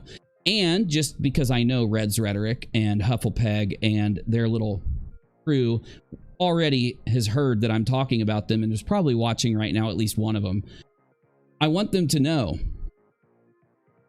you guys did a lot of lying and a lot of laughing, and you thought you had the upper hand that whole time. Well, you didn't. Oh, no, thank you, Lauren. No, I'm your #1 fan. Thank you. And you found out that I keep my word. When I found out what you were doing, I promised you and the internet I would destroy your community, and I did. Take a look at it now, and take a look at it back when I made that promise. I destroyed your community like I promised. Well, I'm making you another promise, and I keep them. one thing is, see, I don't do them that often, but I keep them. You will have the fraud raisers that Sean Hufford, RHETORIC, Ilya Moon, and anyone else that was directly involved with the money, who got the money, like Astro Boy and others with the Bullinator fraud raiser. Those are going to IC3.gov to the point that they will be investigating. And I'm giving you my word. And I know it doesn't matter. You can't say that I'm saying this to get views because you're irrelevant. You're nothing now. You've been gone. You ran after you were exposed. You can't say all those things you used to say due to your narcissistic bullshit that you were playing back then. But the good news is, for all those people that you stole from, all those people you doxed and lied to, thinking that you'd gotten over on the internet the whole time, the consequence that you will have from it will be equal to the damage you caused. So, another promise I'm giving you. And now I'll shut up. Hey, Lauren, good to have you. How are you? I'm okay. I just wanted. Can you hear me all right? Because I'm on my headset. I just want to make sure it's okay. Well, okay. You know a lot about the lobster fraud gods fraud raiser. What are you thinking about seeing it down there? Oh, I mean, honestly, I didn't know about that. Well, I mean, I would really like to see Steve. The one with Steve now is crazy. The fact that he still has that open is crazy. I don't know how he justifies that. And personally, I really hope he faces consequences, because it's just obviously fraud. The fact that he opened it up as basically a middle finger, right? He had closed it, and then when he got called out, he opened it up again, like to, say screw you to everyone. And that's like, I don't know. To me, that's just that was after one of the payment processors said they were going to no longer work with him. Then he came back and said he was going to put a live in FU. Yeah, I mean, it's just like, he doesn't seem to realize the only one he's really given the finger to is himself. Sort of like the thing what he did with Kyle when they had the stream last year, right? It was basically a go F yourself stream. And then he, look, we got the channel, we won, and he forgot to. And then he paid Kyle. Right, and then he forgot to switch the, what's it called, the AdSense. Let's stick together. Make sure we stick really close to each other. Yeah, those shots sound like they're coming from the side here. There's two, and one of them is at us. Somebody is shooting at us. The loud shots weren't shooting at us, but there was like a ricochet. Oh, I see. Someone usually spawns right over there. Yeah, there he is. And I just want to say Happy New Year to everyone, fam. Thanks, Lauren. Happy New Year. Happy New Year, Uni fam. Hey, Spackle. Hey, can you guys believe that we're actually playing Tarkov? We've been trying for days, and now it's finally working. With a new map. Look at this map. Oh, my God. It's working, too. Like, it's actually... Oh! Ah!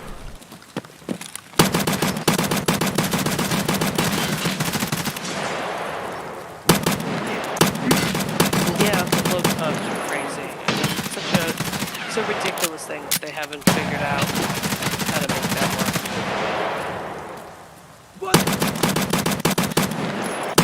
Sammy Shark is saying they thought that there was already an investigation into Hufflepuff and Ilya. I don't know if there was ever anything with Sean and Ilya. I mean, I know that, I don't know. I don't know if there was ever anything. I don't know either. If she was ever turned in. I mean... Well, she gave the money back. She gave the money back, but that still doesn't, like... But she still did it, so she's still getting reported. Right. It was still a crime, right? I mean, you can break into someone's house, steal their TV, you give it back, you still broke in their house and stole their TV. Yeah, you still committed way more than just, the taking of the money. And there's... I mean... Here, look. I'm gonna grab this shotty if you don't care. Giving the money back ahead of charges would probably mitigate. I mean, I would imagine it would help, because by that point she's, made restitution, right? But it doesn't change the fact that she lied and, lied about falsified receipts and defrauded people, it just, you know, gives them back their money. So maybe people, less people are less likely. Fuck, I lagged. On my screen, you're still up. No way, I'm laying down on mine. Around the corner. Yeah, you're laying down, but you're live. Oh, okay, good. Yeah, I'm alive. I just got hammered. Fuck, I didn't bring a surgery kit either. It's all good. Fuck. I can't move! I couldn't even see what that dude was shooting me out. Are you dead? Fuck. Yeah, the rubber band is hard. Yeah, we're gonna have to play a different map after this. This rubber banding is ridiculous. Oh, it was a player that dropped me. Yeah, he's over that way. It looks as though Math Pig and Minnow are engaged on Twitter. Oh, nice. Really? Yeah, we topped a question on New Year's. Oh, romantic. That is romantic. And that's double ginger power right there. They're both gingers. Well, happy news is always a nice thing. We don't get enough of that. They're both really good people, so I'm really stoked for them.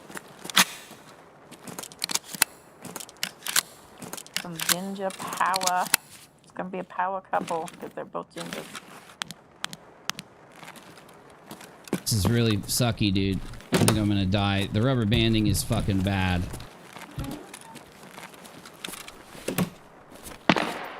I'm not sure. Sammy Shark says that they thought that you said there was an active investigation. I'm not sure. Against Ilya? I don't think I said that about Ilya. I might have maybe thought that at one point. I'm pretty sure if I did say that, I corrected it, but I don't even think I did say that one. Now against Sean and them, I've heard a lot of stuff that I'll go ahead and tell you guys about it because it doesn't really matter. I'll tell you throughout the stream because it'll take a minute, but for what I know, there is an investigation involving Sean and most likely the people that were helping him, which would be Reds. But then again, like when I did tell people that, I let them know that it was secondhand information. It wasn't anything confirmable, and there's a lot to it though, and I'll drop it after I get healed up here and figure out what I'm doing. So, because I think I'm gonna die. So let me just pack my mags, see if I can get out there and get nerd stuff and get to an extract. Oh man, I wish Navy was in here which I don't think he will be, because he would be able to help me with some of the information. There's a lot of rumors basically when it comes to Hufflepeg and everything that happened with him and Reds. Their BS. I think I'm trying to remember with Dawn, if that was all just included because if that's what they're thinking of, when you were speaking to I don't remember. Well, the FBI which it thing. was in the FBI, right? That's what. Yeah, we turned that all over. Yeah, I know. No, that we did turn it over to the FBI. I just don't know the extent of what they decided to do because that was about. Oh fuck! Oh my god! I thought that was a dude. That was about. Katie? Was that about? Yeah, the that was about the harassment stuff and all that. Stuff. Okay. All that, you know, CP crap and all that garbage. So. Yeah. So yeah, I mean, it did get turned in, and we did get told some things about what they were going to try to do about it. The problem with that situation, though, is after they quote-unquote arrested Nat, or whatever they said about the Nat thing, all information got dropped, like, went dead after that. Here we go. Right. I mean, we know that she was arrested. That much. I think that what I've heard recently is that there was something like they had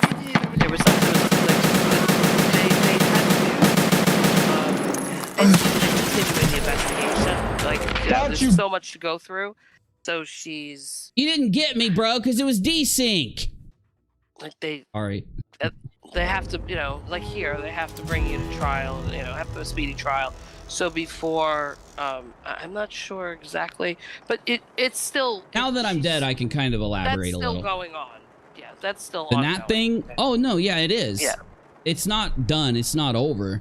It's just that after they arrested Nat, all the information dried up. Our ability to have information dried up. No. Yeah. We had a lot. I think there was a reason for it, obviously. But anyway, yeah, so barring any information that involves, let's say, the FBI and the Nat thing, because I could tell you, I'll give you my opinion, which is that they're still investigating it and that they probably have talked to them in relation to it. I think that's why they put, Mr. Lobster put the FBI on the top right of his screen and went to the FBI headquarters and stood there. I explained that a long time ago, that I thought that was his like narcissistic response to the fact that Reds and Steve and I believe it was Sean supposedly was pursued for questioning, or you know, contacted for questioning, though, you know, I assumed that they just didn't, I don't think they complied. You know what I mean? Like, I doubt they would have complied in any way. So yeah, I think I think that like some people, like, you know, Sean is not around. I think that a lot of them, you know, kind of will try to keep their heads down. That's and go, part like, of what. Lay low. Yeah. That's part of one thing I can tell people is that he's been around. He's been around this whole time, and like some of the accounts that we know are his sock accounts started to be active again. Nerd, I'm gonna load up, but we can't go back to streets, man, because that's just in. I don't know if it's my settings or what. It's impossible. But if you want to go, actually, where do you want to go? Do you have anything specific you want to do or anything? You want to go to customs or? I mean, I need the letter. I don't know if you've done that yet.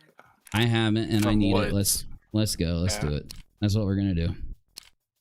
Okay, so barring the stuff that has to do with what we turned into the FBI and all that, because I could give you my opinion, which is that they're, you know, actively still pursuing all of it in relation to what was going on.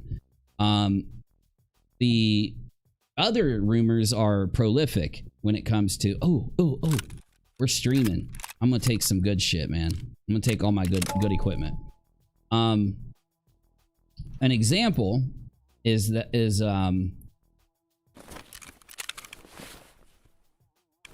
while we're loading in, I'll be much better at, you know, keeping track of what I'm saying. But one example is that, like I just said about Sean and Reds, while Reds was gone, he also is still quote unquote active. He was still around. You know, they have these sock accounts. When you look at the sock accounts that Reds and Hufflepeg and the rest of them would use in relation to non-sec, there was, I mean, an insane amount of sock accounts. A sick amount. Like the amount of time and effort that these guys put in to logging into all these different accounts that they had, and tried to, like, every like month they used this account, and then every like the next month they used this account, and they would make them, like, you'd always be able to tell because they would follow like a pretty similar set of people that are related to us or related to drama with them, and then they would follow the same set of people that weren't, right? And they were always those accounts that were saying things about non-sec and other stuff, like Kyle, or you know, the weird accounts we'd never ever see that would just barrel in underneath something that we would always call cult members, because they were just these random sock accounts that would be supporting the cult narrative but would never appear anywhere else. See if I can put this scope over here. You know, those ended up being, you know, the sock accounts similar to like the type of accounts I'm talking about. And damn, I forget what Janie told me, and that's what I was hoping like Navy would be able to, you know, fill in. Janie was was telling me a lot of stuff about, you know, how often they were around and what they were trying to talk about and stuff, so I can't really elaborate there. But what I have heard in relation to fraud raisers is that Reds was pursued to be questioned, Sean was pursued to be questioned, and that they had left, that Reds had fled the country because of that, and was away from YouTube for a long time because of that, and that they wouldn't, you know, actually sit down to talk to, you know, to them at all. You know, they were more Tetris for a second. They were more you know, keeping their distance and trying not to be involved with anything, and, you know, as you would probably assume they would act, you know, if they were guilty. Because the way I always looked at it is if they weren't guilty and they had nothing to worry about, they wouldn't care. It wouldn't be an issue for them. They wouldn't, number one, they wouldn't act like they did, and it wouldn't end up being an issue in the first place. See here, I'm trying to think. You know, I do know that Red started to upload at some point again, and he's trying to basically make a little bit of money with YouTube. And around the same time, it's funny because they started to get active in some of the servers that they used again too around that time, and like a Discord or just in communication. So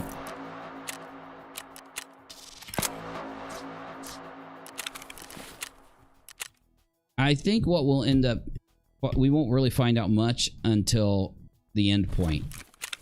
You know, I think that once, the one that's destined to be charged is Sean and Ilya. Like, they're not going to get out of it. There's no way for them to get out of it. You know, if they have an investigation, if an investigation happens about what they did, they're not, there's no way that they're going to get away. You know, because Ilya lied about having cancer and took what, 6,000 or was it 5,000? But she did refund. Oh, sure, but it, you know, refunding wouldn't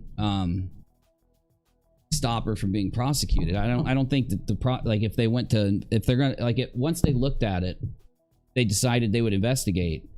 I don't think they would, you know, let it go just because part of the investigation happened to be that she returned the money. And again, we don't even know that she did return the money. Like, this is something that's been said, right? It's what people told us, but we didn't really know one way or the other. So, well, I think that that was actually, I mean, people who donated said they got it back, but I mean, obviously, you're right. We you know, that's. I mean, we don't really, it's hard to trust the people that donated that I knew. Like, when I was told this person said that they got a refund, I'm like, yeah, but I can't trust anything they say as far as I could throw them. I'm going to head into Woods, nerd. Yeah, I think that 1,600. I mean, like I said before, just returning something that you have taken does not mean that you didn't commit the crime to start with, right? So it might mitigate it. They may decide not to pursue charges because of it. I mean, you know, especially since this was all done during, you know, like, it was all done during like 2020 was when she, no, it was 2021. Never mind. They would look at the crime. They'd say, what is the crime that was committed? And was the crime undone? The crime would be wire fraud. Right. It would be deceptive. It'd be, sorry, I'll be right in. I actually double clicked. Wire fraud, and it'd be fraud by deception, or, you know, whatever that would equate to. And I don't think it would satisfy any of those charges to give the money back. Now it may. I'd have to ask like Nate or something, because I have no clue whether it really would or not. But all right, it might. Here we go. Like I said, it might only. They may.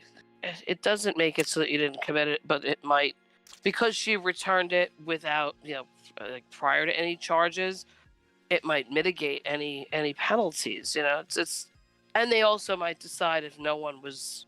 They might give her a slap on the wrist, or right. You know, but then again, they would have to check to make sure that all the money got returned. When it comes to GoFundMe, you know, she would have, from what I understand, the option to, Like, I don't think there's an option in GoFundMe just to reload the money in and then return it. You know what I'm saying? Like, because that's what I was trying to find out. Because we know she removed the money from the account, yet she claims she returned the money. So is she saying she returned the money by reloading it to GoFundMe, clicking a button, and giving it back to the donators? Or is she saying that she returned the money by... or is she saying that she returned the money by contacting the people that donated and giving them or offering them the money back? See, I think she still took the money. I don't see a way that she could have reloaded the money into the account without redonating. And when I asked my GoFundMe people if you could redonate yourself $6,000 and use that $6,000 to refund everybody but yourself, they said they didn't think that it would even work that way. And they said that once she removed the money... I don't think that's the way it would work. I think it would probably how did she return the money? Contact GoFundMe and then have them, like, would work it out so that they would be the ones... Well, here's the problem. But we'd have to... Right. Here's the problem with that. You'd have to admit to GoFundMe that you committed fraud. And then, if you do admit that to GoFundMe, they're not just going to say, oh, okay... here you go, let's fix it. They're going to say, okay, well, it's been forwarded to our safety and trust team, our trust and safety department. Now, that department operates like law enforcement. They're a third-party wing of GoFundMe that's been contracted by GoFundMe, and they have the specific job of handling fraud. They do it with a pretty, like, swift fist. They don't look at people that defraud people purposely as very kind. They don't look at them kindly. They don't do favors for them. You know what I'm saying? So I'm not saying that they wouldn't or anything, but once it goes to trust and safety, they basically only thing they do is they collect everything that happened and they put it into a certain format for it to be given directly to law enforcement. So I just think even no matter what she did, it would still be forwarded to law enforcement regardless. And law enforcement would then have to decide, do we press charges?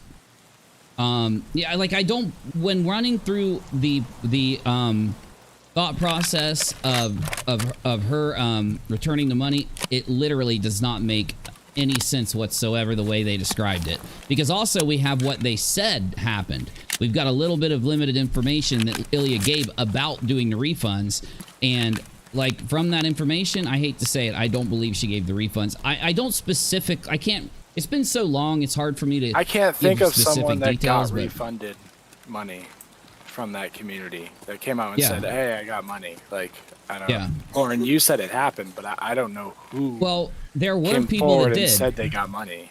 I saw 2 people, but they were just random accounts we'd never seen before. It was almost like Reds created a fucking account, went in there and said... I got my money back, because that's what they do. That's how desperate and dumb these people always have been. You know what I'm saying? Like, that's how they act. I don't even know. Like, I don't know if... I don't remember if was that one that Nate said he donated to? I mean, I know he... I doubt it, because Nate would have said something to me. I mean, it's possible, but... He might have said it. I'd have to go back and watch the Here's videos, the thing. right? He might have said it in that. I'm just trying to think it was somebody that was we're not in just Scab like Town. a rando. Yeah, and here's the deal. Either way, the final output here is what do we do, like, so that we can, like, have a resolution to this. The only option we have, it's very simple, it's very easy, and that's to report it to IC3.gov. They can check and make sure that Ilya told the truth and gave all the money back, and then, you know, forgive her or whatever. And not prosecute or anything. I don't want to kill you, nerd, so, fuck. Are you good? Nope, definitely dead. Ah, fuck! I thought I just saw you get killed. Son of a bitch. Okay, give me 1 second, y'all.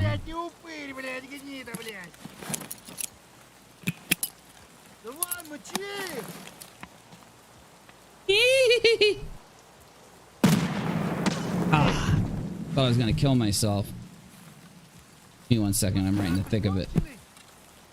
These scabs have been turned up, bro. They act a lot different now. I'm noticing that. I saw you go around this building, and then I thought I saw you drop. Yeah, he was in the tree line. I couldn't see him 100%. I was just shooting at the tracers.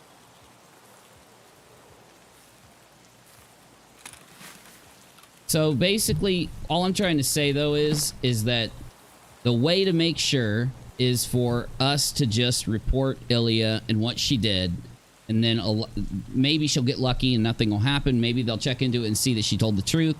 Who knows? But either way, that way we know it's handled. I want this all resolved.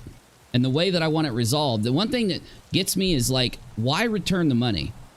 You know, the people that they take from, their philosophy has always been that those people wouldn't even care.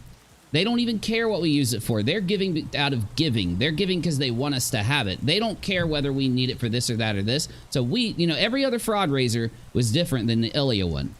So my way of looking at it is, hold on, their own philosophy would prevent them from returning the money, but yet they want us to believe that in this scenario they did, and I just don't believe it. I've never believed it. I've never believed Ilya. Because Ilya could have put out proof. She could have put out screenshot after screenshot of how she refunded the money. She didn't. She just disappeared. She just ran away. And we know that she was with fucking Red's Rhetoric, remember? Like, Reds physically went to Ilya after she ran that fraud and was with her for like X amount of time physically with her and stayed with her. And I believe that they spent the money together. I don't believe that they didn't do anything with the money so that they could just return it. Or, you know, that she supposedly did all this fraud knowing that she was about to get a big check, you know? Like she said, I got a big check from my granddad and now I can refund the money. What? So why did you do this in the first place? Why didn't you wait a month and just get the money from your inheritance? I don't believe she had an inheritance. I think it's all a lie.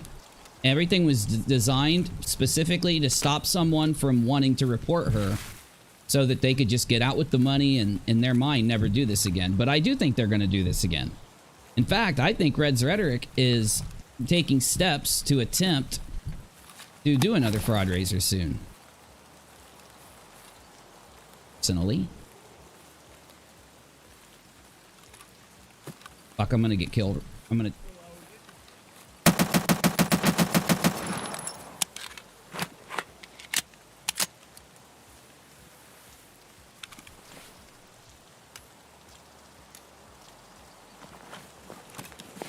We should be seeing a pretty large meltdown from the Cater community, because apparently Katie got her new BMW, and we all know that that's the equivalent of, you know, genocide. Yeah. Nerd, I got some of your like stuff genocide. out. I'll give it back to you. Oh, word. If I get out.